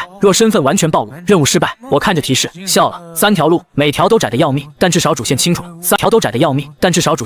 3个月，点亮7灯，修复7星锁月阵，查出真正幕后，最后在大劫中死的恰到好处。听起来很难，但我林凡最擅长的就是把很难的事做得像顺手。接下来3个月，仙云宗进入外松内紧的状态，表面照常修行，暗中加固阵基。云婉没有公开大劫提前，只说地脉将有小潮，需要各峰协同演练。这样做很对，恐慌比大劫更伤人。藏风院成了最忙的地方，裴照带人修阵，贺小满带外门弟子练折之剑，苏眠训练应急巡山队，许观澜主动来帮忙，薛明艳也从洗剑池劳役中提前调出，负责整理阵材。曾经互相看不顺眼的人，如今竟能坐在一张桌上炒阵图。我看着他们，有种微妙的成就感。这才是宗门，不是一个人拔剑惊天下，而是一群人把破屋顶补成能挡雨的家。第6盏灯亮起那日，傅青灯长老找到了我，他把一枚残旧剑符交给我，这是老夫在剑藏楼夹层发现的，上面有谢灵州的封印，除了你，无人能开。我看着剑符，沉默许久。傅青灯没有逼问，只是道：“孩子，老夫年纪大了，见过许多天才，也见过许多秘密，你是谁不重要，重要的是你站在哪边。”我接过剑符，轻声道：“我站仙云宗这边。”傅青灯笑了：“那就够了。”剑符在我掌心裂开，里面只有一行小字：“归巢飞劫，人心为引，小心第7灯。”我瞳孔微缩，第7灯有问题。我立刻赶回藏风院。7盏灯中，前6盏依次排开，第7盏最靠近院门，一直未亮。灯身青苔最后，我蹲下细看，终于发现灯座下方刻着一道极细的反纹，不是我刻的，有人在100年前之后动过第7灯。若强行点亮7灯，不但不会稳阵，反而会成为打开归巢井的钥匙。真正幕后，一直等的就是我们点灯。我后背微寒，好算计，他不是阻止我们修阵，而是逼我们修阵，修到最后一步，亲手开门。我正要告诉云婉，第7灯忽然自己亮了，灯火不是温暖金色，而是冷白，像一只睁开的眼睛。与此同时，整个仙云宗地底传来潮声，倒流的潮声提前了，不是3个月后，不是3日后，就是今晚。山门大阵轰然亮起，无数弟子从睡梦中惊醒，云婉的声音传遍全宗，各封弟子入阵位，长老守山门，不得慌乱。我抬头看向主峰，一道白衣身影已立在夜空之上，照寒剑出鞘，寒光照亮万山。他还是那个云婉，无论心里藏着多少旧伤，只要宗门需要，他永远站在最前面。裴照冲进院子，脸色发白：“林兄，阵图全乱了。”第7灯在反吞前6灯，苏眠也来了，巡山队已到位，但归巢井方向灵压太强，低阶弟子靠近不了。贺小满握紧剑，我们怎么办？我看着第7灯，忽然笑了，还能怎么办？拆灯。裴照瞪眼，这是阵眼。裴照瞪眼，这是阵眼，拆了会炸吧？我道，所以要拆得优雅一点。我带着3人冲向归巢井，沿途各封弟子按演练站位，虽然慌，却没有乱。这3个月的准备终于起了作用。黑藤谷方向，许观澜带队守住第1道裂口；洗剑池方向，薛明艳和傅青灯联手稳住剑气；药谱方向，和长老带弟子护住灵药与伤员。每个人都在自己的位置上，没有救世主，人人都在救这座山。归巢井前，云婉正在压制井口潮涌，纪明和静也在那里。他被白鹿书院押来赔罪后，一直留在仙云宗协助修阵，此刻脸色惨白。云宗主，不是书院，这反文不是我们刻的。云婉冷声道：“我知道。”我冲到井口，看见反文一路延伸到地下，最终接向第7灯。裴照立刻铺开阵盘：“林兄，给我10息，我算他的逆点。”我道：“不用，逆点在灯芯。”裴照一愣：“你怎么知道？”我没有回答，因为第7灯原本不是灯，是我当年留下的一道死门。若7星锁月阵彻底失控，便由一名剑修入死门，以自身剑息为引，封住归巢井。说白了，这就是系统给我安排的死亡点，只是有人提前改了它，想让死门变成开门。云婉也明白了，他脸色骤白：“不行！”我还没说话，他已经抓住我的手腕。林凡，不行！我看着他，轻声道：“宗主知道我要做什么。云婉眼眶红透，我不知道，我也不许。系统提示疯狂响起，主线最终阶段开启，请宿主进入第7灯死门，完成护山之死，身份暴露值89%。警告，请勿承认就是身份。我看着云婉，看着陪照苏眠、贺小满，看着远处在夜色里拼命稳阵的仙云宗弟子，忽然觉得系统这任务真是残忍又准确。他知道我一定会去，因为我可以装懒、装弱、装不在乎，但我从来不会看着一座山在我面前塌。我挣开云婉的手，走向第7灯，陪照冲上来拦我，林兄，一定还有别的。陪照冲上来拦我，林兄，一定还有别的办法。我笑道：“有，所以你们要找。”苏眠眼眶发红，那你呢？我道：“我先拖住他。”贺小满握剑的手发抖。师兄，我第一次听他叫我师兄，心里一软，便抬手揉了揉他的头，折指久问最后一问，记得自己写，别总问我。第7灯火越来越盛，冷白光芒吞向前6灯，我抬手按住灯身，久违的剑息从体内苏醒，不是林凡的，不是谢灵州的，而是99式累积后最本真的那一道。天地间所有剑气同时低鸣，云婉终于哭出声：“师兄！”我闭了闭眼，没有回头。系统警告尖锐刺耳，身份暴露值99%，请宿主立刻否认。我轻声笑了，否认了一整年，也累了。可就在我准备踏入灯火的一瞬，第7灯内忽然弹出一封信，信纸泛黄，字迹熟悉的让我心口一震。那是我的字，却不是第72式的字，而是第99式，我上一世的字。信上只有一句话：林凡，若你第100世看到这封信，说明系统骗了你，不要死，门后有人在等你开眼。那一瞬，我按在第7灯上的手忽然停住，不是因为我怕死，我死过太多次了，死到后来连临终遗言都能分出3种口味：慷慨版、洒脱版，还有专门气人的欠揍版。可这一次不一样，第99式的字不该出现在第7灯里，更不该告诉我系统骗了我，不要死，门后有人在等你开眼。我盯着那封信，心里第一反应不是震惊，而是想骂人。好你个第99式的我，你既然发现系统有问题，为什么不早点写清楚，就留一句谜语？你是不是觉得自己很有意境？系统声音在我脑海中尖锐响起，警告：宿主偏离最终任务，请立刻进入死门，完成护山之死。我抬头看着冷白灯火，忽然笑了。死门，我第72世留下这盏灯的时候，可从没给他取过这么晦气的名字。云婉抓着我的手腕，指尖冷得发颤。林凡，回来！他明明已经猜到了，却还是不敢叫出那个名字。我看着他，又看了看身后满脸苍白的陪照、苏眠、贺小满，还有远处拼命稳住阵位的仙云宗弟子。我忽然觉得自己这100世都犯了一个错，我总把每一世当任务，把每一次相逢当路过，所以离开时，我总觉得自己只要死得漂亮，便算交代。可留下的人呢？他们要守着一座空山、一棵桂树、一盏不亮的灯，等一个永远不会回头的人。我低声道：“这次不死了。”系统声音骤然一顿：“任务冲突，任务冲突，宿主将承担失败惩罚。”我冷笑：“你先把惩罚拿出来给我看看，别每次只会吓唬人。丰碑3000年，转成石头，变成扫帚，你到底还有多少花样？”陪照呆呆看着我：“林兄，你在和谁吵架？”我道：“和一个欠揍的东西。”陪照立刻后退半步：“那你继续，我不打扰你发挥。”云婉忽然松开我的手，却没有退，她站到我身侧，赵寒剑横在身前。这一次真切，这一次我陪你。我心口像被什么轻轻敲了一下，小云婉3个字差点脱口而出。系统立刻尖叫：“警告！身份暴露值已达临界，请宿主否认就是身份。”我看着云婉泛红的眼睛，忽然觉得这破东西确实挺会挑时候。他越不让我说，我越想说，于是我叹了口气：“小云婉。”云婉整个人僵住，我轻声道：“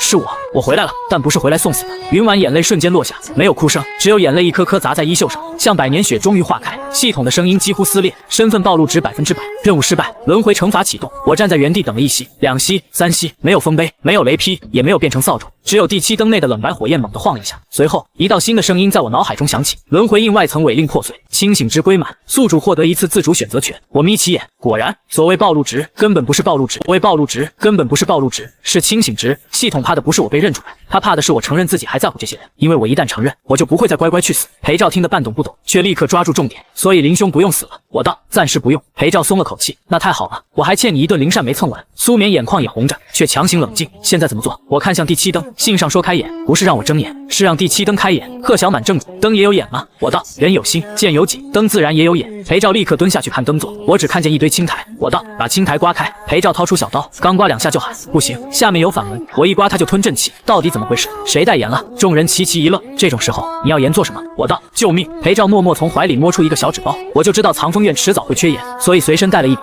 我看着他，忽然很欣慰。你注了一笔。我看着他，忽然很欣慰。你终于有点靠谱了。陪照感动的差点哭。林兄，你第1次夸我。我道：“别哭，言贵。”陪照立刻把眼泪憋了回去。我把盐撒在灯座青苔上，又从袖中取出一小块桂花糕，那是傍晚没吃完的。苏眠看着我：“你还带糕？”我道：“人在江湖，总要留点底牌。”我把桂花糕揉碎，混着灯灰和盐，轻轻抹在反纹上，甜香、盐气、灯灰3种凡物落下，那道反纹竟缓缓浮了出来，像一条藏在石皮下的细蛇。陪照眼睛瞪圆：“这也行？”我道：“阵法这东西，有时和做菜一样，味重了压一压，味散了提一提，火候错了就翻锅。”季明和站在不远处，原本脸色惨白，听到这话差点没站稳。他学这20年，第1次听人把阵法说成炒菜，可偏偏他看懂了。他低声道：“反文怕纯灵力，却怕凡尘杂气，因为他借的是修士执念，凡物能让他失衡。”我看了他一眼，还不算太笨。几名可苦笑，多谢夸奖。灯座反文彻底显现，最深处露出一个米粒大小的孔，孔中没有火，只有一点幽青色的光。灯眼，我伸手去按，云婉立刻看向我，会有危险吗？我想了想，大概有。他脸色一冷，我补充道，但不按更危险。云婉深吸一口气，下次先说后半句。我点头，下次一定。裴照小声道，他每次说下次一定，通常就是没有下次。云婉看了他一眼，裴照立刻闭嘴。我按下灯眼，下一刻，第七灯火轰然内卷，不是把我吞进去，而是在我眼前打开了一扇小小石门。石门后不是深渊，也不是可怕的东西，而是一间很小的石室。石室里有一张竹榻，榻上坐着一名青衣女子，她像是睡了很久，睫毛上都落着细尘。可当灯眼开启时，她缓缓睁开眼，那双眼清亮的惊人，像雪后第一滴盐水。她看见我，第一句话却是：“你终于没蠢到直接去死。”我嘴角一抽，这语气我认识。第99世时，我身边确实有这么一个人，他叫温兆离，是天底下最会拆台的镇修。当年我让他帮我看一座古镇，他看完后只说了4个字，写得真丑。从那以后，我就知道此人可交，因为敢当面说我阵法丑的人不多，活下来的更少。当然，我没打他，主要是他跑得快。温兆离从竹榻上起身，身形有些虚弱，却不是残影，他是活人，只是用定息阵封住气机，在这灯后石室里等到今日。云婉看着他，眼神微沉：“你是谁？”温兆离看了看云婉，又看了看我，她就是你第72世天天念叨的小师妹。我立刻咳了一声：“没有天天。”温兆离淡淡道：“那就是隔天。”云婉眼眶还红着，却忍不住看我，我面不改色。镇修记性不好。温兆离冷笑：“我记性好得很，第99世的你让我等在这里，说若第100世的你还想死，就让我拿灯砸醒你。”裴照立刻精神了：“灯能砸吗？”温兆离道：“能砸吗？”温兆离道：“能，但容易赔。”裴照瞬间冷静：“那算了。”我问：“你为什么会在第7灯后面？”温兆离端起裴照递来的水，喝了一口，嫌弃道：“凉了。”裴照愣住：“这种时候你还挑水？”温兆离看他一眼：“人活着才挑水，死人不挑。”我摆摆手：“先说正事。”温兆离这才看向第7灯，这盏灯最初确实是谢灵州留下的。第72世的你，在仙云宗埋下7枚建筑，其中前6枚为生门，第7枚为死门。若7星锁月阵彻底失控，便由一名剑修以自身剑息入死门，封住归巢井。云婉指尖一紧，温兆离继续道：“后来第99世，也就是沈孤岩，在北境渡成仙劫前，察觉系统不对，他发现每一世所谓任务地点都与你就是遗留物有关，这些遗留物像一串钉子，把你的百世剑息定在9域各处。第7灯正是其中最关键的一颗。”我皱眉：“所以沈孤岩找到了这里。”温兆离点头：“他用到了这里。”温兆离点头：“他用赵晨剑借轮回印残余定位，找到谢灵州留下的死门坐标。那时第100世的你还没入仙云宗，甚至还只是清水镇林家一个会偷吃豆腐脑的小孩。”裴照立刻看我：“你小时候偷吃？”我面无表情：“重点是这个吗？”温兆离继续道：“沈孤岩知道自己很快会被天恒殿带走，便让我带着醒灯诀来仙云宗。我潜入藏风院，进入第7灯后的石室，以定息阵封住契机。第99世的信是我亲手藏进灯芯的。”云婉问：“为何这些年无人发现？”温兆离道：“因为第7灯原本就是死门，活人不该在里面，死人也不愿进去。更何况我用了凡尘风息法、盐、灯灰、桂花膏这些东西，没有灵气，却最能遮住执念阵的探查。”我看了看手里剩下的桂花膏碎屑，所以刚才我用盐和膏魔法文，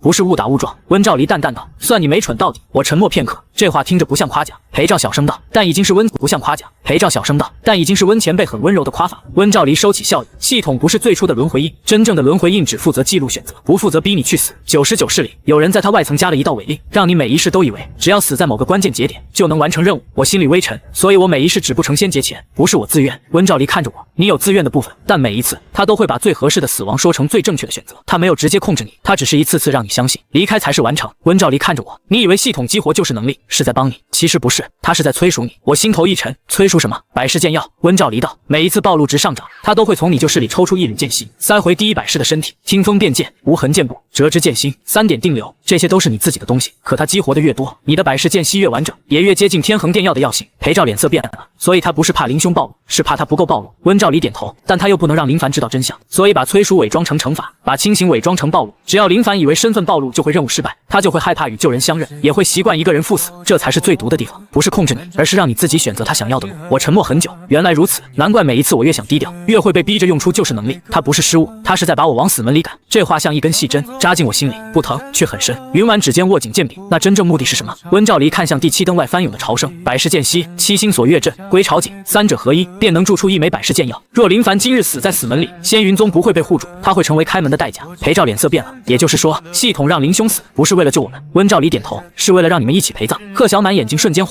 红了：“谁做的？”温兆离沉默一息：“天恒殿。”这3个字一出，纪明和脸色骤变。白鹿书院山长曾经提过这个名字，说那是一个研究古镇的隐秘组织，不属任何宗门，却常在各宗大阵出事时出现。我看向纪明和：“你知道？”纪明和咬牙：“只听过，从未见过。我原以为只是传闻。”我道：“传闻通常比真人诚实。”温兆离抬手将一盏小小青灯递给我：“这是醒灯诀的阵印，你不能死，也不能独自成阵，要让7灯从死门变生门，必须让7个阵位都有人愿意守，愿意活着守。”我皱眉：“7个阵位？”温兆离离道：“你一个人太习惯扛事，所以第99式的你把破局之法写得很清楚。”他顿了顿，语气忽然变得很认真：“林凡，这一次你不能当一个人的剑尊，你得当仙云宗的林凡。”我沉默片刻，这句话确实像第99式的我会说的，因为他最会气我。时势开始震动，温兆离身是震动，温兆离身后的定息阵逐渐暗下去，他脸色更白。我问：“你还能撑多久？”他道：“1刻钟。”我道：“出去之后去藏风院厨房等着。”温兆离一愣：“做什么？”我道：“吃饭。”他看着我：“外面都快塌了，你还惦记吃饭？”我道：“能惦记吃饭，说明还想活。”温兆离笑了：“这才像你。”我带着青灯退回灯外，石门合拢前，温兆离又说了一句：“还有一件事。”我回头，他看着我，眼神很深：“第99式的你没有死在成仙劫下。”我瞳孔猛地一锁，可石门已经合上。归巢井轰然一震，把我的思绪全部打断。现在不是追问的时候，地脉潮已经冲到井口3丈，冷白火焰沿着反纹吞向6盏灯。如果再拖，整座山门都会被撕开。我转身看向众人，听好了，今日不靠我一个人，裴照在，你带阵盘守第一灯，用你那个雨水入钢阵。裴照愣住，那玩意还没完全好。我道：“正好，归巢井也不完全正常。”归巢井也不完全正常，你们很配。裴照咬牙，行，我让他把地潮入缸。苏眠在，你守第2灯，不要斩火，只斩火影。苏眠点头，明白。贺小满在，你守第3灯，折指9问第3问，戒败为路。贺小满深吸一口气，我试试。我道：“不是试试，是你可以。”他眼睛一红，重重点头。许观澜，远处许观澜抬头，他正带人守着黑藤谷裂口。我传音过去，第4灯交给你，洗剑池剑气会乱，你别压，顺他。许观澜道：“顺到哪里？”我道：“顺到你觉得最不舒服的地方，那里就是出口。”许观澜沉默一息，听起来很像你的风格。我道：“少废话，干活。”薛明艳，薛明艳从洗剑池方向冲来，怀中抱着星沙钉。我在，第5灯需要星沙钉定流，你手稳些。薛明艳脸色发白，却没有退。这一次我不会再送错匣子。我点头，很好。纪明和，纪明和抬头，我也有份。纪明和，纪明和抬头，我也有份。我道：“你惹出来的债，当然有份。第6灯给你，用白鹿书院小周天阵，但记住，不是困人，是放路。”纪明和眼中闪过复杂。好，最后我看向云婉，第7灯我来。他冷声道：“我不同意。”我无奈，你还没听我说完。我守灯眼，你守我。云婉怔住，我笑了笑，这次我不甩开你。云婉眼泪差点又落下，却立刻压住。好，他站到我身后，照寒剑垂落，剑光如血，护住我身前3尺。系统残留声音再次响起：“错误，错误，宿主不应共享阵位，宿主应独立完成死亡。”我笑了，闭嘴，你不懂宗门。7灯同亮，裴照第1个动了，他把阵盘往地上一扣，嘴里念念有词：“雨水入缸，地潮入缸，不许入我房间。”我差点没绷住。下一刻，第1灯火光一颤，竟真把一缕地脉潮引入旁侧石渠。藏风3曲法，上旋、中缓、下排，被他用在了归巢井的旁。潮声顿时低了1分。苏眠拔剑，他没有斩向冷白火焰，而是斩向火焰投在地上的影子。一剑落下，影子断裂。第2灯由冷转暖，贺小满站在第3灯前，面对反冲而来的阵气，本能后退半步。我看着他，枝折于风，他咬牙接上，借风生花。他不再硬抗，而是顺着阵气转身，一剑点在自己身后空处，那里本什么都没有，却在剑尖落下时浮出一条暗纹，暗纹被点散。第3灯亮起，贺小满愣住，随即笑得像个孩子：“林师兄，我做到了。”我道：“别分心，帅不过3息会摔。”他立刻站稳。许观澜那边，洗剑池剑气乱成一片，他原本最擅长稳剑，此刻却强迫自己放开掌控，剑气从他身侧掠过，割碎衣袖，却没有伤他根基。他顺着最难受的一道剑气追去，果然找到第4灯被反纹咬住的出口，一剑刺下，第4灯暖光大盛。薛明艳抱着星沙钉站在第5灯旁，第5灯旁手抖得厉害，严策长老想上前帮他，却被我拦住，让他自己来。薛明艳深吸一口气，忽然把那枚星沙钉贴在心口。我曾经怕担责，所以被人利用，这一次我自己定。他一步踏出，把星沙钉稳稳按入灯座。第5灯亮起时，他整个人跌坐在地，却笑了。严策长老看着他，眼中终于有了点欣慰。纪明和守第6灯，他拿出白鹿阵笔，却没有画平日最擅长的困阵，而是把小周天阵的闭环一笔抹开。白鹿书院弟子若在此，定会骂他离经叛道。可他这一笔落下，第6灯像是终于喘过气来，潮声顺着开口流出，不再冲撞山门。纪明和低声道：“师长教我成阵要圆满，今日我才知道，有缺口才有活路。”第6灯亮起，6灯暖光连成一线，只剩第7灯。冷白火焰像是不甘心，猛地暴涨，我掌心的青灯也随之发烫。系统残音变得低沉：“林凡，你若不死你若不死，99式皆空。”我笑了，空就空，反正我这一世还有豆腐吃。他又道：“你若不死，轮回长生不可得。”我道：“长生若要靠一次次丢下别人，不要也罢。”他沉默一息，随后一道冷意从我腕间升起，我终于看见了一条极细的黑色气纹缠在我手腕上，它不是绳，却比绳更紧。99式，它就这样藏在我看不见的地方。每当我想留下，他就告诉我该走了；每当我想回头，他就告诉我任务更重要。我抬起手，云婉站在我身后，声音很轻：“师兄。”我没有回头，只是笑道：“这次看好了，我不用剑斩他，我用青灯照他。”青灯火光落在气纹上，那黑纹像没入清水，一点点散开。系统残音骤然尖锐，轮回印归属错误，违令失效，死门关闭中。我按住第7灯灯眼，轻声道：“开错了。”不是死门关闭，是生门开启。第7灯轰然一震，冷白火焰被暖光从灯芯深处一点点逼退，最后7盏灯同时亮起，不是冲天一响，也没有惊天动地的威压，只是温暖，像藏风院夜里的一盏饭灯，像清水镇豆腐摊前的炉火，像听雪崖上那盘迟到100年的桂花糕。归巢井里的潮声缓缓落下，山门大阵不再颤抖，满山弟子先是安静，然后有人欢呼，一声接一声，从黑藤谷到洗剑池，从药圃到山门，整个仙云宗都活了过来。第7灯暖光彻底亮起时，我听见体内有什么东西轻轻裂了一声，不是道心，是经脉。这一世的身体终究太弱，成了太多不该成的，就是间隙。从世剑碑到洗剑池，从归巢井到第7灯，每一次我都说没事，可身体比嘴诚实，他终于撑不住了，喉间血气翻涌，眼前灯火一盏盏重叠。我看见云婉回头，看见裴照张嘴大喊，看见苏眠冲过来，看见贺小满眼泪落下。奇怪的是，我这一次并不觉得孤单。以前每一世死前，天地都很大，大到只剩我一个人。可这一次，我倒下时，身边全是人，这感觉很好，好到我甚至有点舍不得晕。我想说一句，别哭，我还没吃晚饭，可嘴唇动了动，什么都没说出来。眼前彻底黑下去前，我只听见裴照撕心裂肺的喊：林兄，你别死啊！你还欠我半锅粥。我心里骂了一句，到底是谁欠谁，然后放心的晕了过去。我醒来时，没有立刻睁眼，先听见风声，藏风院的竹叶被吹得沙沙响，厨房里有人小声压着火，远处还有弟子练剑的声音，一下两下，有点乱，但很认真。我忽然意识到，我还在这里，不是世剑碑里，不是轮回路上，不是哪一世临死前的荒山雪夜，是在藏风院。有人替我留着灯，有人替我熬着药，有人把吵闹都压低，怕惊醒我。这一刻，我才真的觉得自己活下来了。胸口有些疼，经脉更疼，可心里很安静。我睁开眼，第一眼看见的是藏风院漏过阳光的屋顶，第二眼看见的是裴照趴在床边睡得口水横流，第三眼看见的是苏眠拿着剑，面无表情的把他的口水擦到他自己袖子上。我沉默了，很好，我还活着。藏风院也还是这个穷酸味。裴照迷迷糊糊醒来，看见我睁眼，猛地跳起，醒了，林兄醒了。他这一嗓子把屋外所有人都喊了进来，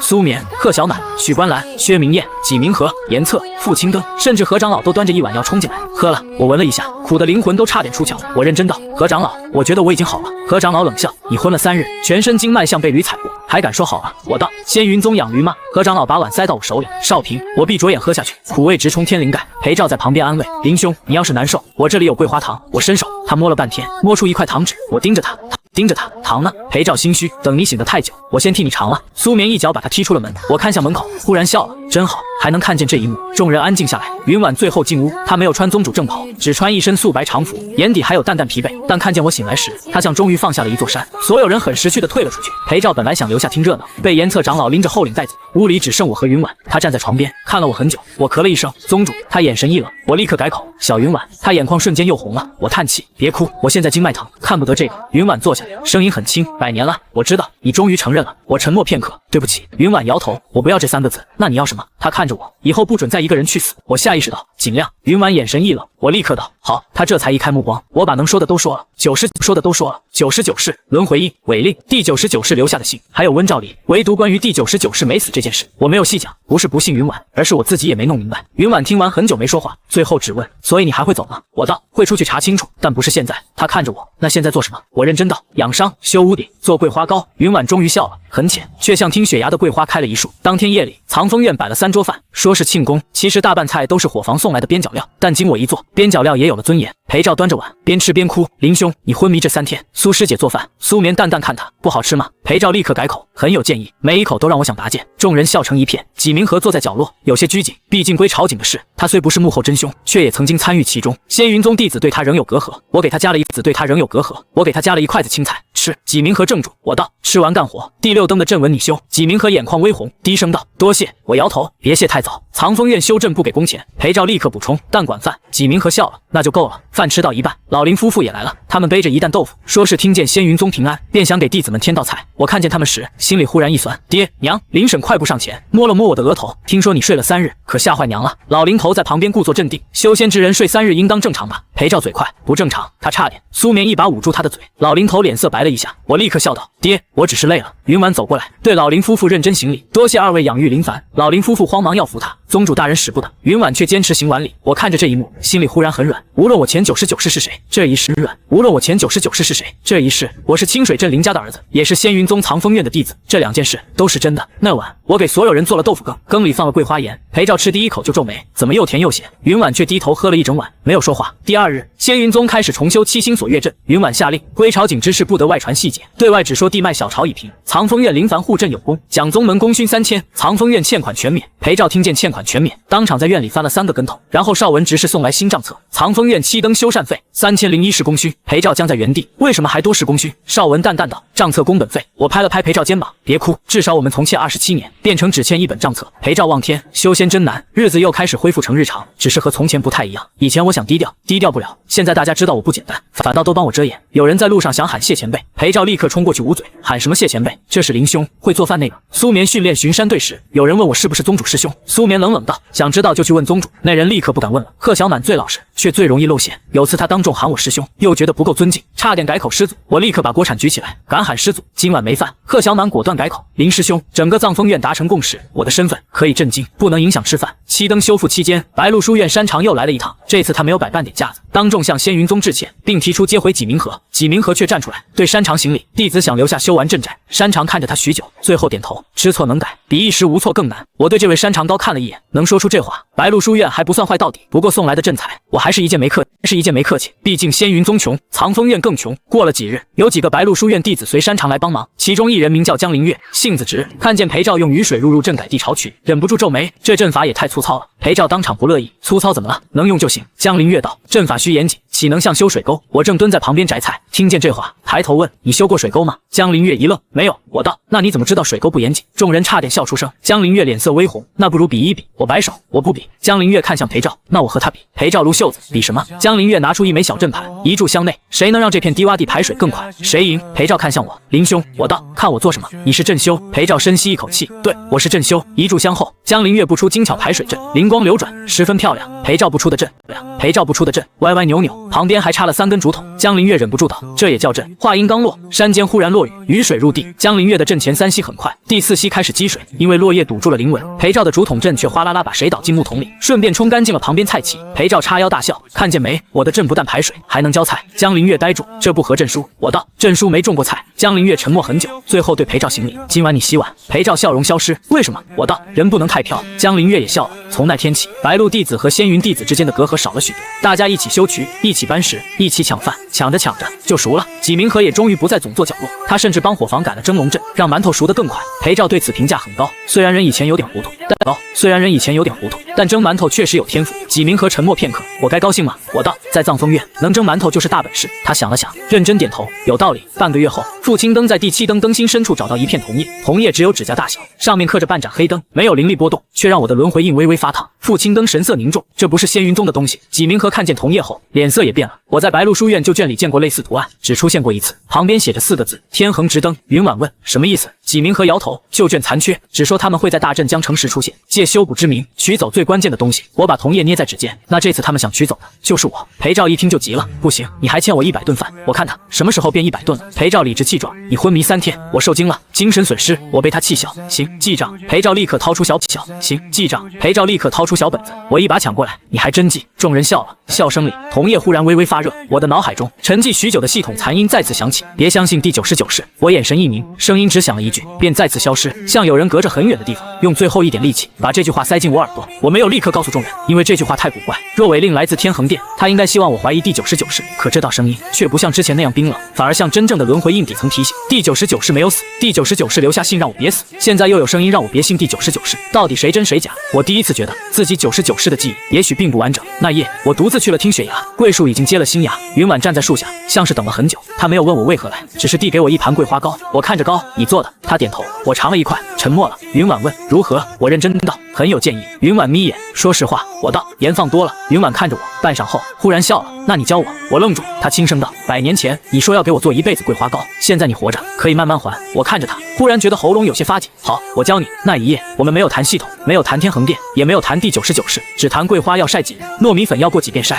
田里那一点盐到底该放多少。云婉学得很认真，认真到我怀疑他练剑都没这么专心。第2锅出炉时，味道终于对了，他尝了一口，眼眶又红了。我问又怎么了？他低声道这次不是等来的，是学来的。我心里一酸，以后你想吃不用等我。他看着我，但你要在。我沉默片刻，我会尽力在。他皱眉，我立刻改口，我会在。他这才满意。几日后，温兆离终于从第7灯后的石室里醒来。他被苏眠扶到藏风院时，第一句话是饭呢？我看着他，你等了这么久，醒来就问饭。温兆离淡淡道，不然问你怎么又把自己弄得半死了？我道，你这嘴，多年不见还是这么准。他坐下喝粥，喝完第1碗，才开始讲第99室的事。第99室，我名叫沈孤言。他说这个名字时，云婉看了我一眼，我点头，我记得那一世我在北京问剑，成仙节前确实见过温兆离，但我的记忆里，温兆离应该早在我渡劫前离开。温兆离却道，我没有离开，是你让我走。我没听，我问，然后呢？他放下碗，然后我看见成仙节并没有落完，天上有一座黑灯虚影，从劫云里伸出锁链，把你带走了。屋内瞬间安静，裴照手里的馒头掉进碗里。苏眠皱眉，带走。温兆离点头，不是杀，是带走。你留下的只是被劫火烧尽的外衣和一截断剑。后来我追查30年，查到天恒殿和无回塔。无回塔在南岭深处，每隔甲子开启一次，里面关着许多被取走道果的修士。我心里一点点沉下去，所以第99室的我可能还活着。温兆离看着我，可能。裴照小心翼翼道，那如果他还活着，林兄你算什么？我看着他，你问得很好。裴照眼睛一亮，真的吗？我道，但我答不上来。裴照失望地哦了一声。温兆离继续道，第99室的你留下3件东西，第一封信在第7灯，第2件东西在你手里。我低头，我手里只有筷子。温兆离看向墙角，那根烧火棍。我愣住，众人也愣住。裴照第一个冲过去，抱起那根陪我打过许关兰、敲过洗剑池，还扒过灶灰的烧火棍。这东西是宝贝，我也有点不敢相信。我拿过烧火棍，轻轻一抿，外层焦黑木皮裂开，里面露出一柄无锋短剑，剑身不亮也不锋利，甚至看起来像一块磨平的旧木。当我握住它的一瞬，脑海中忽然多出一段极短的画面：黑塔、长街、半盏黑灯，还有一个与我长得一模一样的人坐在塔中，抬头对我笑。他只说了一句话：第100室的我，你终于比我聪明了一次。我眼皮一跳，果然是我。夸人都要顺便损自己。画面消失，无锋短剑上浮出2个字：赵晨。温兆离道，第3件东西在无回塔里。云婉立刻道，我与你同去。我摇头，现在不行。他眼神一冷，我解释道，仙云宗刚过地脉潮，7星锁月阵还没完全稳，天恒殿既然盯上这里，我们不能全走。云婉沉默，他知道我说的对。我看向众人，接下来3个月，先修阵、练剑、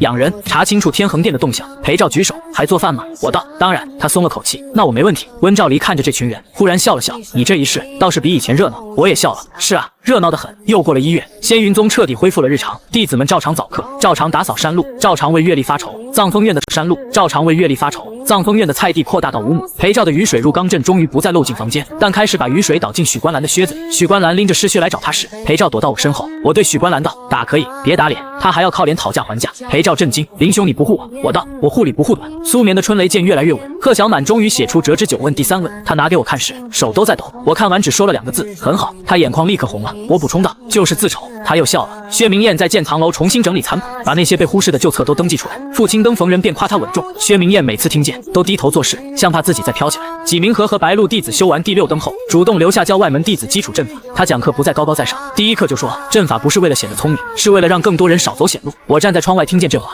觉得这小子总算有点长进。仙云宗像一座受过雨打的旧屋，瓦还旧，梁还斜，但大家都知道该怎么补，这比什么都重要。直到3月期满前1夜，藏风7灯同时微微一亮，不是示警，而像是在等什么。我正在厨房熬粥，无锋短剑赵晨忽然从墙边飞出，落到我掌心，剑身上浮出一行字：无回塔开，3日后闭。与此同时，山门外传来3声叩门，邵文执事亲自来报，宗主，藏风院外有人求见林凡。云婉问何人？邵文神色古怪，他说他来自天恒殿。屋内所有人都安静下来，我放下粥勺，裴照咽了口唾沫，林兄，要不要我先把锅端走？我问为什么？裴照认真道，万一打起来，粥不能浪费。我居然觉得很有道理，于是我把粥锅递给苏眠，看好。苏眠接过锅，比接剑还认真。我走到院门前，门外站着一个灰衣少年，年纪不大，背着一只黑木匣。他见到我，恭恭敬敬行礼，林凡师兄，凡师兄。我皱眉，你认识我？少年抬头，眼睛清亮，却说出一句让我后背发寒的话，我不认识你，但无回塔里那位林凡让我带话。他说，若第100室的你还想知道自己到底是谁，3日内来南岭，否则第99室会替你完成第100次死亡任务。灰衣少年说完这句话，整个藏风院都安静了，连灶上的粥都像听懂了似的，咕嘟声小了许多。我看着他背后的黑木匣，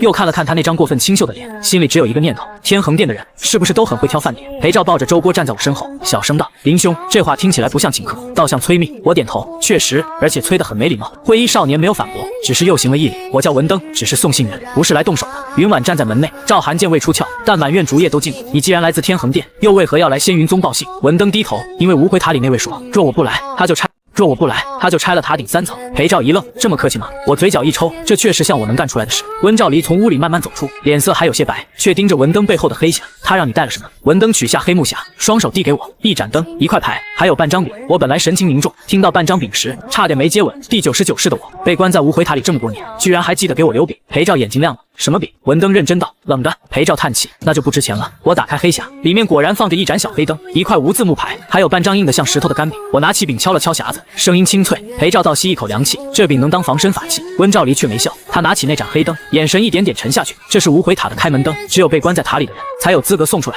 云婉看着我，3日。我道我知道。他道你要去？我点头。不去的话，第我点头。不去的话，第99世的我会替我死。虽然我平时挺烦自己，但也不能真看着自己死。裴照举手，这话听着好绕。贺小满小声道，但意思就是要救人。苏眠点头，救人就对了。云婉看着我，这次我与你同去。我没有立刻回答，他眼神立刻冷了。你若敢说让我留下，我就把藏风院厨房封了。我沉默了，这威胁很准。裴照差点跪下。宗主三思，厨房无辜。我叹了口气，好，一起去。但仙云宗不能没人守。七星锁月正刚稳，天恒殿未必只盯无悔塔，严策长老和傅青灯长老留下，邵文执事统管外门，何长老守药补，纪明和留下修第6灯。话音刚落，纪明和从人群里站出来，我也去。我看向他，你去做什么？他认真道，天恒殿借白鹿书院的名义做局，我若不亲眼看清他们，以后如何给书院一个交代？裴照立刻道，那第6灯谁修？纪明和沉默一息，江灵月可以。远处正在搬竹筒息，江灵月可以。远处正在搬竹筒的江灵月猛地抬头，我不可以，我还没学会让阵法教材。裴照拍着他的肩，不会可以学，修仙路上最重要的就是敢欠战。江灵月脸色一白，我忽然有种预感，白鹿书院的风气可能要被裴照带偏了，最后定下同行之人，我云婉、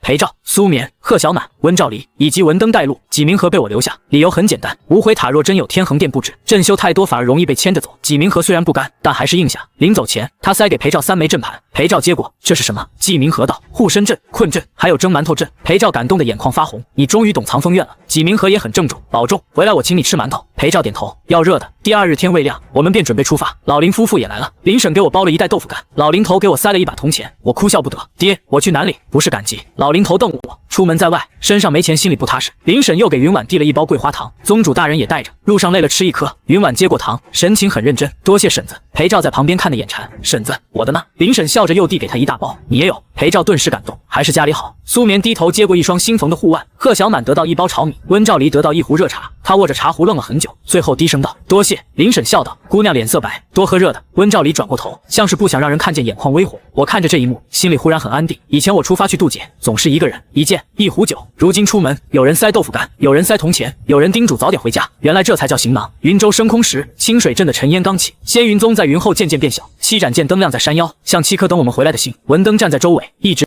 直沉默。裴照忍不住凑过去，你真是天恒殿的人？文登点头，算是。裴照问，什么叫算是？文登想了想，我是无悔塔外捡来的孩子，被天恒殿养大，负责送灯、送牌、送一些他们不愿亲自送的话。裴照皱眉，那你喜欢天恒殿吗？文登摇头，不喜欢。那你为什么还替他们送信？文登道，因为以前我不知道还能去哪里。裴照沉默了一下，然后从怀里掏出半块桂花糖，那你现在知道了，以后没地方去，来藏风院，虽然穷，但饭还行。文登怔住，看着那半块糖很久，最后接了过去，谢谢。我在旁边看着，忍不住感慨，裴照这人平时看着不靠谱，关键时候倒是能用半块糖管人。云州行至午后，南岭边界出现了，这里山势比仙云宗更密，峰峦层叠，雾气很重，像有人把一块湿布盖在天地间。文登说，无悔塔不在地图上，只有日落前后，黑灯照雾，才能看见入口。我们便在山脚小镇落下，小镇名叫竹溪镇，镇上多卖竹器，街边到处都是竹篮、竹筐、竹伞。裴照一看见竹筒，眼睛就亮了。林兄，这里简直是镇修宝库。我警惕地看着他，你别乱买，我们经费有限。裴照拍胸口，放心，我只看不买。半个时辰后，他抱着20根竹筒回来了，我盯着他，这叫只看不买。裴照理直气壮，我没买，老板说我帮他修好排水槽，这些送我。我看向老板，老板笑得合不拢嘴，小仙长厉害，我家后院积水3年，他3根竹子就通了。我无话可说。裴照骄傲道，这叫以技养镇。我们在镇上等日落，顺手帮镇民修了2座小桥，治了一条堵塞的水渠。云婉本来只是路过，可看见一位老人背竹筐摔了一跤，便默默停下，挥袖扶稳了桥板。他做得很自然，没有摆宗主架子。老人不知道他是谁，只塞给他2个刚蒸好的竹米团。姑娘拿着，别饿着。云婉拿着米，拿着，别饿着。云婉拿着米团，看了我一眼，我笑道，吃吧，这是人间最贵的谢礼。他咬了一小口，眉眼柔和下来。裴照则吃得满嘴米香，一边吃一边评价，比灵善实在。温兆离坐在茶摊旁，看着我们忙来忙去，忽然道，你以前从不会在赶路时停下做这些小事。我擦了擦手上的泥，以前总觉得有更大的事要做，现在觉得这些小事也挺大。温兆离看着我，你变了。我道，变好还是变差？他想了想，变得像个人了。我嘴角一抽，谢谢你夸得这么委婉。日落时，文登点燃黑灯，黑灯没有火光，却让山雾向2侧缓缓分开。远处一座黑塔浮现，塔不高，只有9层，却像压在山影里，每一层都挂着暗淡的灯，灯下没有风，也没有鸟。裴照咽了口唾沫，看着就不像好地方。我点头，所以进去后别乱碰东西。裴照立刻把手收进袖子，苏棉拔剑半寸，贺小满握紧竹剑。云婉走到我身侧，温兆离则拿出一点。云婉走到我身侧，温兆离则拿出一张残旧塔图。他说，无悔塔有9层，前3层问记忆，中3层问执念，后3层问归处。天恒殿的人多半在第9层。温兆离收起塔图，又补了一句，还有一件事要记住，无悔塔不是普通楼阁，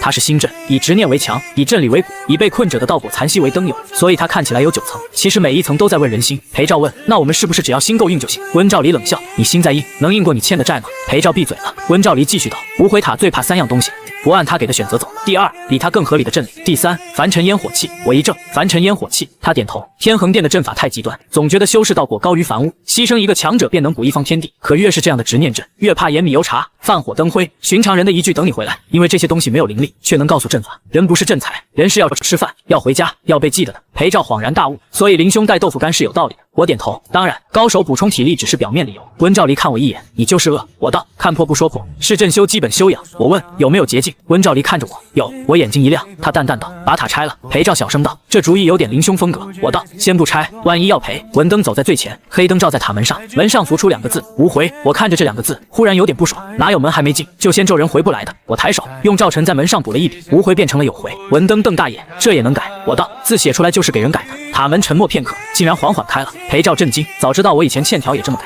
云婉看他一眼，你还有欠条？裴照立刻闭嘴。第1层是一廊，长廊2侧挂满水镜，每一面镜子里都是我某一世死前的画面，有我在雪山上作画，有我在海边碎剑，有我在宗门大阵前化作光影，也有我一个人躺在荒草里，看着天慢慢黑下去。那些画面没有血腥，却比血腥更沉，因为每一面镜子里我都在离开。云婉站在一面镜前，那是谢灵州渡劫的最后一刻，她看见年少的自己被我推下渡劫台，看见我笑着说下次，她的手指一点点发白。我走到她身边，轻声道，别看了。云婉却摇头，我要看，我要知道你那时到底有多疼。我沉默了，其实疼不疼我已经记不清了，可看见她眼里的泪，我忽然觉得真正疼的不是当时的我，是后来每一个还活着的人。一廊尽头响起一个声音，林凡，你每一世都选择离开，为何这一世要回头？我抬头，那声音冰冷，像曾经的系统。我道，因为以前没人告诉我，回头也算路。水镜齐齐震动，一面镜子里浮出一个黑影，若你回头，99世的牺牲便毫无意义。我笑了，谁无意义？我笑了，谁说牺牲才有意义？我修过桥，种过树，教过人，做过饭，有些人因为我活得更好，这就是意义，不是非要死了才算。话落，长廊尽头的门开了，第1层过。裴照小声道，林兄，你刚才很帅。我道，是吗？他点头，就是如果手里没有拿豆腐干，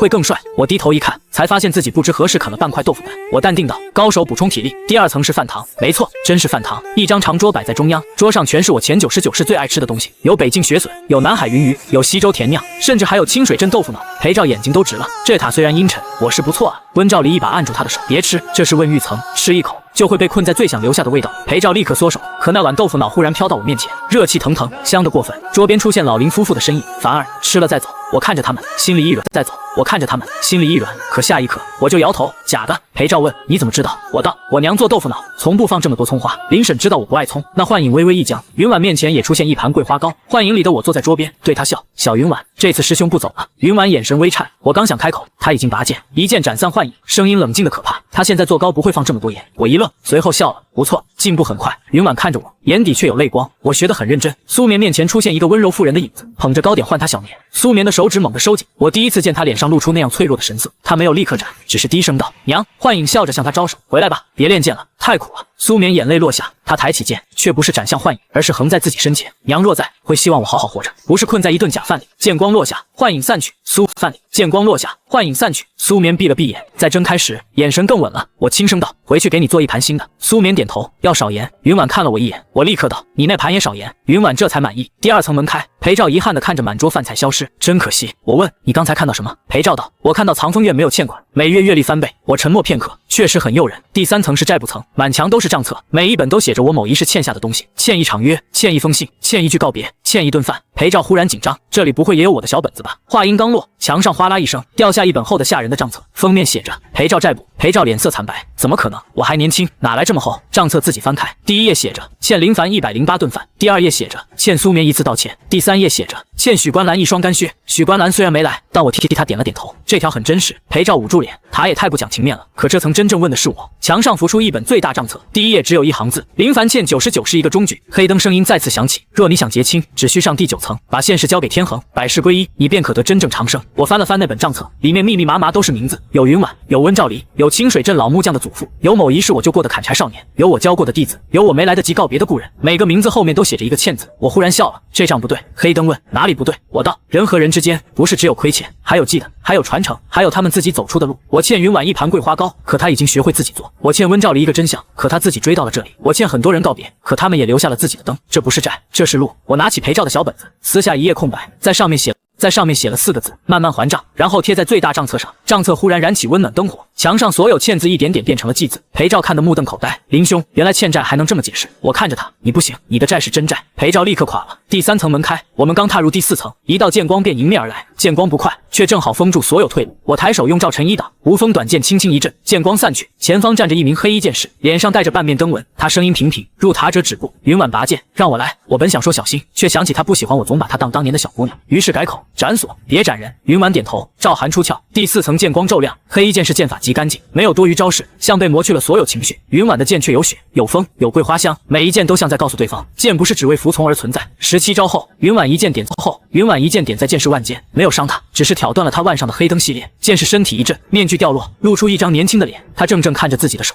我还能停下？云婉收剑，当然，剑在你手里，不在锁里。那剑士眼眶微红，对他深深行礼，多谢。随后第4层所有剑士腕上黑链同时断开，他们没有再拦，只是让开道路。裴照小声道：宗主也会打脸，而且打得很优雅。我点头，毕竟我教的。云婉看我，你确定？我立刻改口，主要是你天赋好，我只是第99世留下的救身残印。无数黑灯悬在半空，每盏灯里都有一道微弱气息，无数黑灯中有一盏格外古旧，它挂在最高处，没有灯火，也没有锁链，灯身裂了一半，却被人用金线细细补过。文登看见那盏灯时，脸色微变。我问那是什么？文登低声道：店主不许任何人碰的灯。陆星回曾说那是天恒殿第一盏灯，也是店主师尊留下的灯。裴照仰头看了看，这么久还能用吗？文登摇头，没人知道，店主每年都会来这里一次，站在那盏灯下很久。有一次我听见他说，师尊，我没有错。我看着那盏古灯，灯火未燃，却像藏着一声叹息。我忽然觉得天恒殿这条路或许不是从恶开始的，它可能从一个来不及的遗憾开始，只是遗憾若被后人供成真理，便会变成枷锁。温兆离脸色一变，这些是被取走的稻谷残灯，不能强迫，否则里面的人会受损。文登站在原地，脸色发白。这里我来过，我以前送来的灯都挂在这里。他看着那些黑灯，眼神里第一次有了明显的痛苦。我不知道他们还活着。裴照拍了拍他的肩，现在知道也不晚。文登抬头，我能做什么？温兆离道，送灯人能开灯锁，但你一开，天恒殿会立刻知道你背叛。文登沉默片刻，忽然笑了笑，我以前不知道能去哪里，现在知道了。他抬手按在去哪里？现在知道了。他抬手按在第一盏黑灯上，低声道：归灯。黑灯亮起一线暖光，像困在灯里的呼吸终于找到门缝。1盏、2盏、10盏、100盏，越来越多的黑灯被点亮。第5层震动起来，远处传来冷喝：文登，你敢！文登脸色白得厉害，却没有停。我走到他身边，赵晨轻轻一划，把反噬的黑线挡下。我道：继续。裴照立刻把阵盘铺开，苏眠和贺小满守在两侧，温兆离飞快拆解灯锁，云婉站在最前，一人一剑挡住从楼上压来的威势。这一刻，文登不是天恒殿的送灯童，他只是一个终于知道自己能选择去处的少年。最后一盏黑灯亮起时，第5层所有残灯化作细小光点，沿着塔壁飞向外界。温兆离轻声道：他们会醒来吗？我道：会，不一定很快，但会。文登跪坐在地，眼泪终于落下。我以前送错了很多灯，我蹲下看他，那以后就送对了。藏风院缺个掌灯的。文登抬头：我可以吗？裴照立刻道：可以，但要学做饭。文登擦了擦眼泪：我学。第5层门开，第6层却很安静，安静到有些不对。这里是一间书房，书案上坐着一个人，青衣白发，手里拿着一支笔，正在写字。他抬头看我，眉眼和我一模一样，只是更疲惫。我看着他，沈孤言。他笑了。第100世的我来得比我想象中慢。我道：3天路程，我已经很快了。他看了一眼裴照怀里的竹筒，你还带这么多东西？裴照立刻护住竹筒，这是战略物资。沈孤言轻笑，挺好，你这一世比我富。我看着他身后的黑灯锁，他被锁在书案旁，却不像囚徒，更像主动坐在那里等我。你说要替我完成第100次死亡任务？沈孤言点头，是。云婉见意微冷，你也是他，为何还要逼他？沈孤言看着云婉，眼神里有一瞬恍惚，你就是小云婉。云婉没有回答，只是握紧赵寒。沈孤言叹了口气，别紧张，我不是来抢人的，我若真想让他死，就不会让文登带话。我问，那你想做什么？沈孤言把桌上的无字木牌推给我，第3件东西，百世名牌，只要你写下自己的忠名，轮回印就会彻底归你，天恒殿也无法再拿你当药。我皱眉，忠名。沈孤言点头，99世里，你有99个名字，每一个都是真的，但每一个都不是全部。天恒殿能控制你，就是因为你从未承认自己是谁。我沉默了，这句话比剑更准。我当过谢灵州，当过沈孤言，当过很多人，也叫过林凡，可我总觉得名字只是任务里的衣服，穿完就换，从没想过哪一个是我自己。沈孤言道，我当年发现违令后，想写忠名，却写不出来，因为我那时还是觉得只要我一个人扛下所有，便是最好结局。他说着看向我身后的人，现在你不一样，你身后有一群会把你从死门前拽回来的人。裴照立刻挺胸，主要是他欠饭。沈孤言笑出了声，好理由。我问那你怎么办？沈孤言抬起手腕，黑锁轻轻作响。后来很久以后，我才明白，我前99世所谓止不成仙劫，并不是因为我差一步，也不是因为天道不许我成仙。真正的成仙劫，从来不只是天上的雷，而是我愿不愿意承认自己与人间还有牵绊。违令每一世都让我死在劫前，不是为了让我完成任务，而是为了阻止我真正归心。因为一旦我承认，那些故人，那些饭灯，那些没还完的债，那些等我回去的人，都是我的道，我便不会再把自己当成一柄只会赴死的剑。百世归心之后，我已经不需要用雷劫证明自己。若有一日我想成仙，那便去看看；若今日厨房还炖着汤，那便先回去看火。这不是退缩，这是我终于能自己选择。屋内安静下来，温兆离脸色一点点白了，他盯着沈孤言：“你之前没说。”沈孤言避开他的眼睛：“我若说了，你不会让林凡来。”温兆离声音发颤：“所以你又想一个人？”所以你又想一个人决定？沈孤言沉默。温兆离一步步走到书案前，抬手就给了他脑门一下，声音很响。裴照吓得缩脖子，好疼。沈孤言也愣了。温兆离眼眶红着：“你们这些姓林的不姓沈的，是不是都觉得自己死起来特别好看？”我摸了摸鼻子，我现在姓林。温兆离转头瞪我：“你也闭嘴！”我立刻闭嘴。云婉忽然开口：“若钟鸣归一，一定要他消失吗？”沈孤言道：“按塔中规则是。”我看向书房四周，按塔中规则，那就改规则。沈孤言挑眉：“你想拆塔？”我道：“不拆也行，重写。”我拿起无字木牌，又看向赵晨。第99世的我留下赵晨，不是为了让我吞掉自己，而是为了照清尘埃。我走到书案旁，把木牌放在沈孤言面前：“你写你的，我写我的。”沈孤言愣住：“这不合规矩。”我道：“规矩是天恒殿写的，他们自丑不算。”裴照在旁边点头：“对，自丑不算。”温兆离眼睛一亮：“双名自丑不算。”温兆离眼睛一亮：“双名并灯。”他飞快翻出残图，只要把百世名牌分作双灯，救身不必消失，而是从轮回印里独立出来，但需要有人愿意为他做锚。沈孤言看向他：“你不必。”温兆离冷笑：“你再说一句不必，我就把你写成沈大笔。”沈孤言立刻闭嘴。我忽然觉得第99世的我日子也不容易。温兆离取出青灯，云婉取出赵涵，我取出赵晨，三道光落在无字木牌上，木牌缓缓分成两半，一半落在我掌心，一半落在沈孤言掌心。黑灯声音从四面八方响起：“错误，百世不可双名。”我抬头：“谁说的？”黑灯沉默。我道：“一个人可以有过去，也可以有现在。过去不是牢，现在也不是刀，我们不必互相吞掉，我们只是承认都活过。”我在木牌上写下2个字：林凡。沈孤言看着手中木牌，沉默很久，最后写下沈孤言。2块木牌同时亮起，黑锁寸寸松开，沈孤言身形变得更清晰，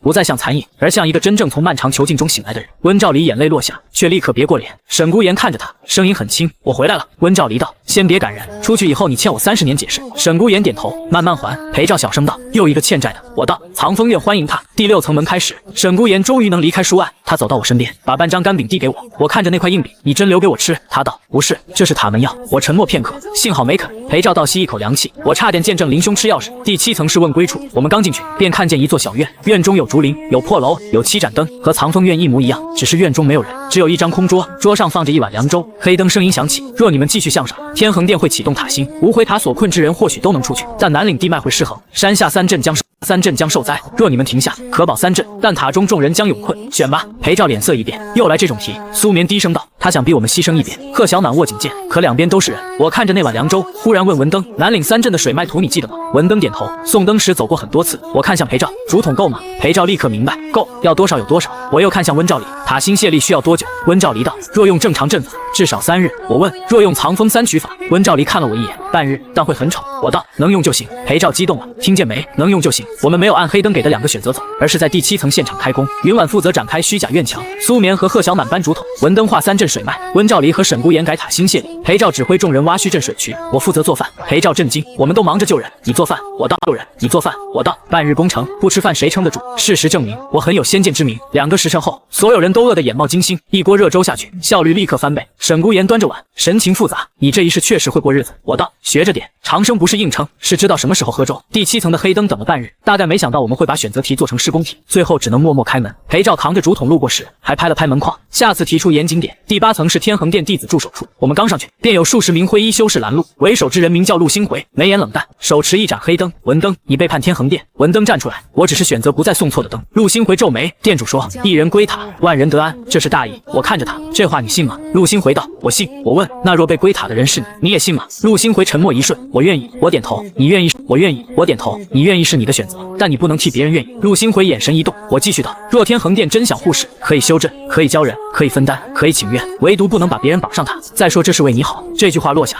不少灰衣弟子都低下头，他们未必还，只是从小被教会了同一种答案。苏眠忽然走上前：“若你们还要拦，我会斩锁。”不斩人。陆星回看着他，若我们不让，云婉淡淡开口，那就让你们站不稳。裴照小声道：“宗主说话好温柔，但意思好凶。”陆星回终于抬手，灰衣弟子布阵，黑灯成环，一座严整大阵瞬间落下。裴照看得眼睛一亮，好阵。陆星回冷声道：“这是天恒定环阵，入阵者寸步难行。”裴照问：“怕水吗？”陆星回一愣，下一刻，20根竹筒同时出水，不是灵水，就是刚才我们在第7层引来的普通山泉。泉水沿着地面低处流进阵尾，定环阵顿时歪了一角。裴照叉腰，定环阵顿时歪了一角。裴照叉腰，看见没？你阵是好阵，但你没考虑的话。灰衣弟子一阵慌乱，温兆离顺势抬手改了3处阵眼，记名和若在，估计会热泪盈眶，因为这阵改得很像蒸馒头阵。云婉和苏眠同时出剑，剑光不伤人，只挑灯绳。贺小满跟在后面，用折枝剑把跌倒的灰衣弟子一个个扶到阵外。场面一度很奇怪，对方想拦我们却忙着防止他们摔坏。陆星回最终被文登按住黑灯，文登声音发颤却坚定：“师兄，你以前偷偷给我留过热馒头，你不是只会听命的人。”陆星回怔住，文登继续道：“跟我们下塔吧。”陆星回看着满地被扶起来的同门，眼神终于松动。若店主错了，我们这些年算什么？我道：“算走错路。走错路不可怕，可怕的是明知道错还不回头。”陆星回慢慢放下黑灯，第8层门开，没有欢呼，但灰衣弟子们默默让出路。文登走过去时，陆星回低声道：“若还能回去，我想看看你说的藏风院。”文登点头，那里饭很好。裴照补充，但要洗碗。陆星回愣住，我道：“这是规矩。”第9层终于到了，塔顶没有想象中的阴森，反而很亮，四面窗开着，能看见南岭3阵灯火。中央坐着一名中年男子，青袍黑灯，眉目温和，像个教书先生。他便是天恒殿殿主殷兆恒。殷兆恒看着我们，没有怒也没有惊，只是叹了一声：“你们来的比我想象中快。”我看着他，你等我。殷兆恒点头。百世剑药已经醒了，我自然要等。云婉冷声道：“你用仙云宗做局，险些害了无辜弟子与山下百姓。”殷兆恒看向他，我承认手段有亏，但若百世剑药不成，九域地脉迟早大乱，那时受苦者更多。我摇头，又是这套。殷兆恒看向我，林凡，你走过99世，见过太多宗门兴衰，应当明白，天下没有不付代价的安稳。我道：“我明白，但代价不该由被蒙在鼓里的人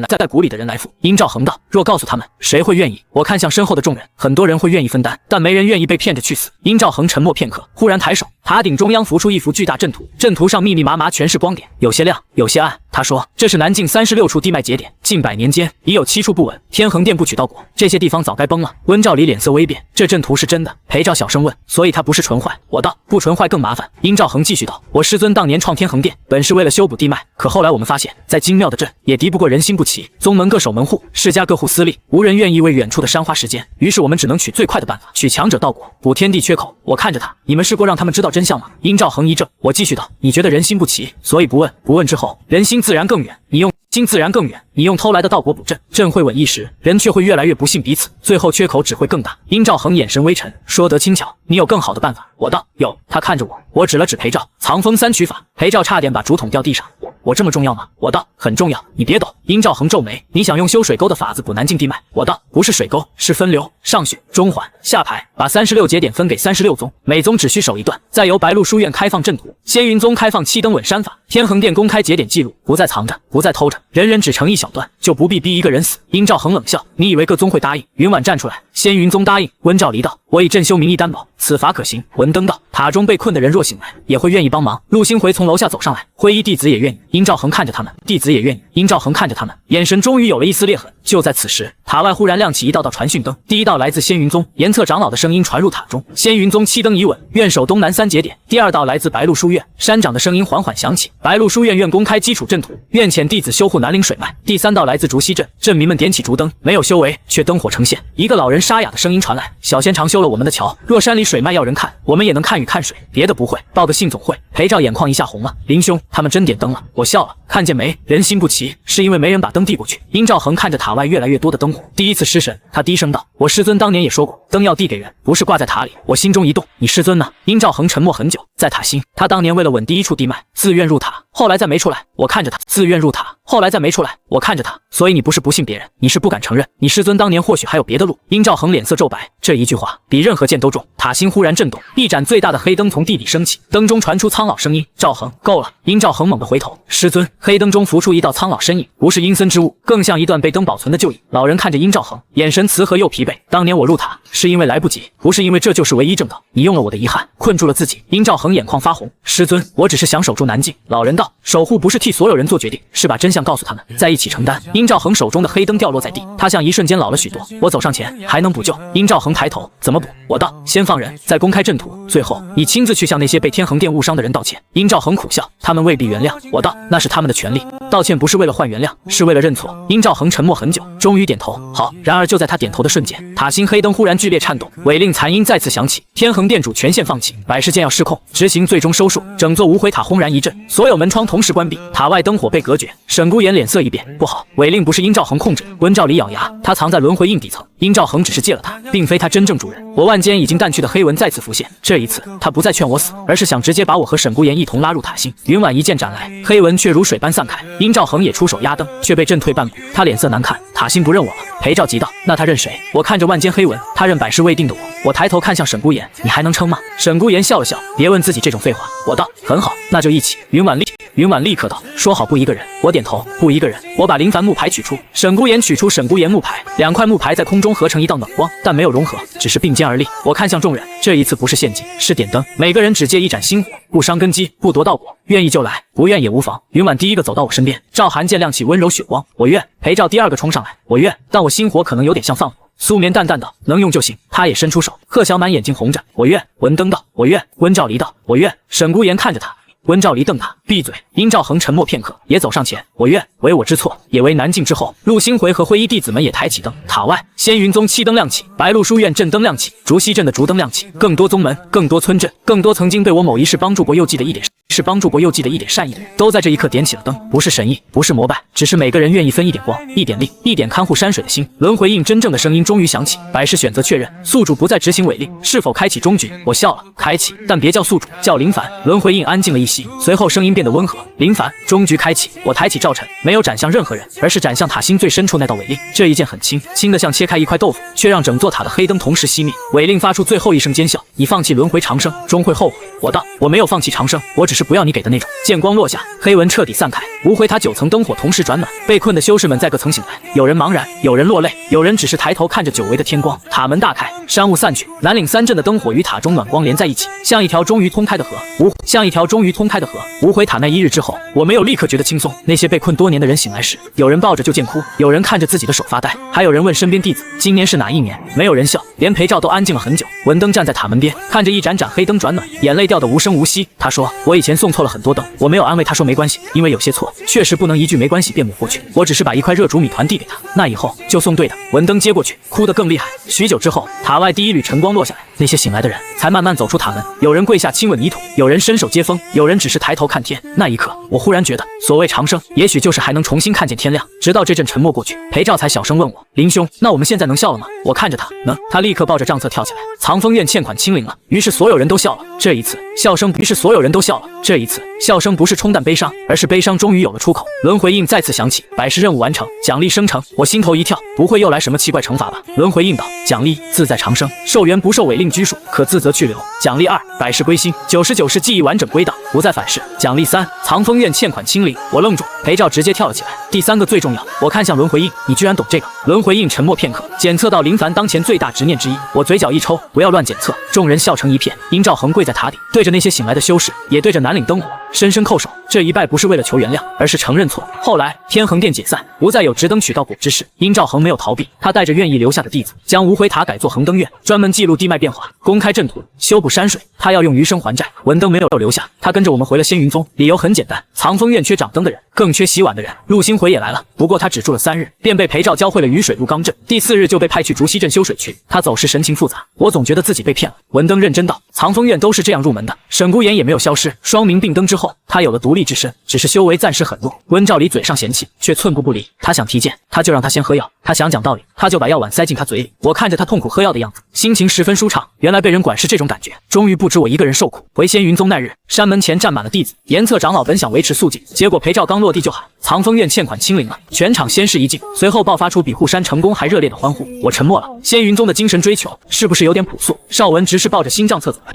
来，我警惕地看着他，你又要干什么？邵文淡淡道，恭喜藏风院欠款清零，但庆功宴需报账。裴兆眼前一黑，多少？邵文道，不多，300功勋。裴兆差点跪下。轮回印，你还在吗？再奖励一次。轮回印没有回应。我拍了拍裴兆肩膀，靠自己吧，修仙先修还账。庆功宴还是办得很热闹。白鹿书院送来镇财和灵米，竹溪镇送来竹笋，清水镇送来豆腐。仙云宗伙房拿出存了许久的好酒，我掌勺，云婉帮我撒桂花盐，他这次盐放的刚刚好。裴照吃到第3碗时，忽然眼眶红了。我问又怎么了？他说我以前总觉得修仙就是飞得高，赢得漂亮，现在觉得大家都坐在一张桌上，也挺像大道。苏眠点头，难得说句人话。裴照立刻感动，苏师姐夸我了。苏眠道别太飘，今晚你洗碗。裴照笑容再次消失。贺小满在宴后把折枝九问第4问拿给我，第4问写着人若归来，何以不孤？我看完很久，最后在下面写了4个字：灯火相迎。贺小满看着那4个字，眼睛亮得像当初建藏楼里的残谱。他后来成了藏风院最受外门弟子喜欢的教习，因为他从不笑任何人慢。他总说路窄不怕，慢慢走，总能走宽。苏眠也回了一趟故乡，他给母亲旧坟前放了一盘桂花糕，回来时眼睛红着，却轻松了许多。他对我说，我以前练剑总像在追一个再也回不来的人，现在我知道我可以带着他给我的温柔继续往前。我点头，这剑会更稳。他嗯了一声，然后补充，糕还是你做的好吃。云婉正好路过，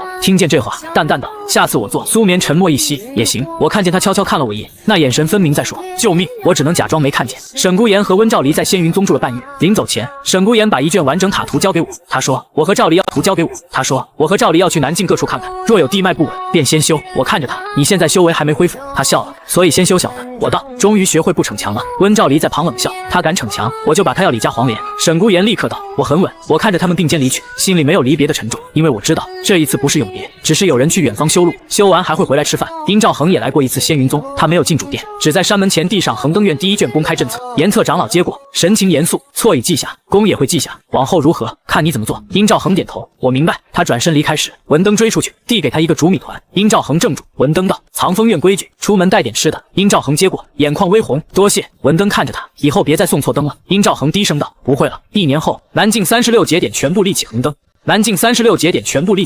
每处都有宗门弟子和山下百姓共同看护，修士负责镇，百姓负责暴水暴雨。白鹿书院开放基础阵课，仙云宗开放7灯稳山法，藏风院的3曲法被写进阵册。虽然名字一度被裴照强烈要求改成裴照无敌入罡大阵，但被所有人否决，最后定名为藏风分流法。裴照为此难过了3天，直到有人请他去讲课，并给了20袋灵米，他立刻原谅了全世界。文登成了藏风院掌灯弟子，每日黄昏点灯，清晨熄灯，做得极认真，只是洗碗技术仍旧一般，经常把碗摆成阵型，导致裴照找不到自己的碗。陆星回偶尔来信说竹溪镇水渠已通，镇民送了他一筐竹笋，问藏风院要不要。裴照回信只有4个字，速速送来。我在旁边补了2个字，谢谢。裴照看着我，林兄你太客气了。我道这是礼貌。他说礼貌能多送2筐吗？我沉默片刻，于是又补了一句，若方便可多送。云婉接任宗主多年，第一次真正放下了许多事，他仍旧清冷，仍旧忙，但会按时来藏风院吃饭，也会在听雪崖学做桂花糕，他做得越来越好，只有偶尔盐还会手抖。每次我皱眉，他就看着我，不许嫌弃，我只能吃完，然后认真夸一句很有进步。他会笑，像100年前那个小姑娘终于吃到糖葫芦。至于我还是林凡，清水镇林家儿子，仙云宗藏风院弟子，偶尔被人喊前辈，我会立刻纠正，叫师兄。若对方修为比我高，我就说叫林凡也行；若对方非要跪，我就拿锅铲威胁，再跪今晚没饭。这一招百试百灵，因为如今南境都知道藏风院林凡做饭很好吃，比剑还出名。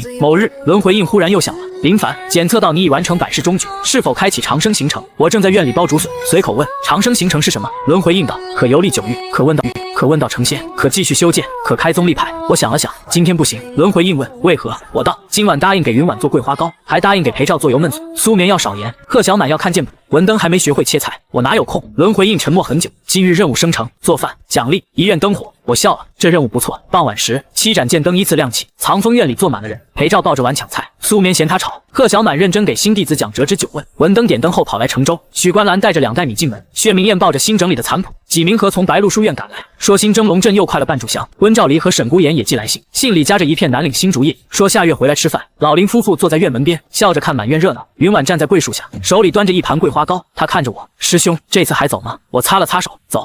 我擦了擦手，走。他眼神微动，我笑着接过那盘糕，走去厨房盛汤，走去菜地摘葱，走去山下看爹娘，走去南岭修水渠，但都会回来。云婉看着我，眼里终于没有100年前的等待，只有如今的灯火。他轻声道：好。我低头尝了一块桂花糕，甜味刚好，盐也刚好。我笑了，小云婉，你出师了。他眉眼弯起，那师兄还欠我多少盘？我想了想，一辈子吧。裴照在旁边举手，我作证，林兄还欠我100顿饭。苏眠淡淡道：你那是鹅。贺小满认真道：但林师兄说过慢慢还账。众人又笑，笑声穿过竹林，穿过7灯，穿过听雪崖的桂花树，也穿过我99世都没能停下的风。我曾以为长生是轮回尽头的奖励，后来才明白，长生不是不死，也不是永远站在最高处，长生是有人记得你，有人等你回家，有人在夜里给你留一盏灯，而你终于愿意停下脚步，对他们说我回来了。这一世说：“我回来了。这一世，我不再为任务而死，也不再为了成仙而走。我会修剑，会做饭，会还债，会看着藏风院的屋顶一修再修，看着仙云宗的山灯一年比一年亮，看着那些曾经走错路的人慢慢走回正道，看着小辈们从跌跌撞撞到能独当一面，看着云婉把桂花糕做得越来越甜。直到许多年后，有人问我，林凡，你轮回99世，最后求到了什么？我大概会指着藏风院那张被抢菜抢到缺角的桌子，指着满院灯火，指着一群吵吵闹闹却都在好好活着的人，然后告诉他，求到了回家。夜色落下，七灯长明，我端起热粥，对满院人笑道：开饭！众人齐声应好。山风吹过桂花树，花香落满人间，轮回印在我心底轻轻一响。今日任务完成，奖励已发放。我问奖励呢？他答：你已经看见了。我抬头看见灯火，看见故人，看见归处，于是我笑了。这奖励很好，很好。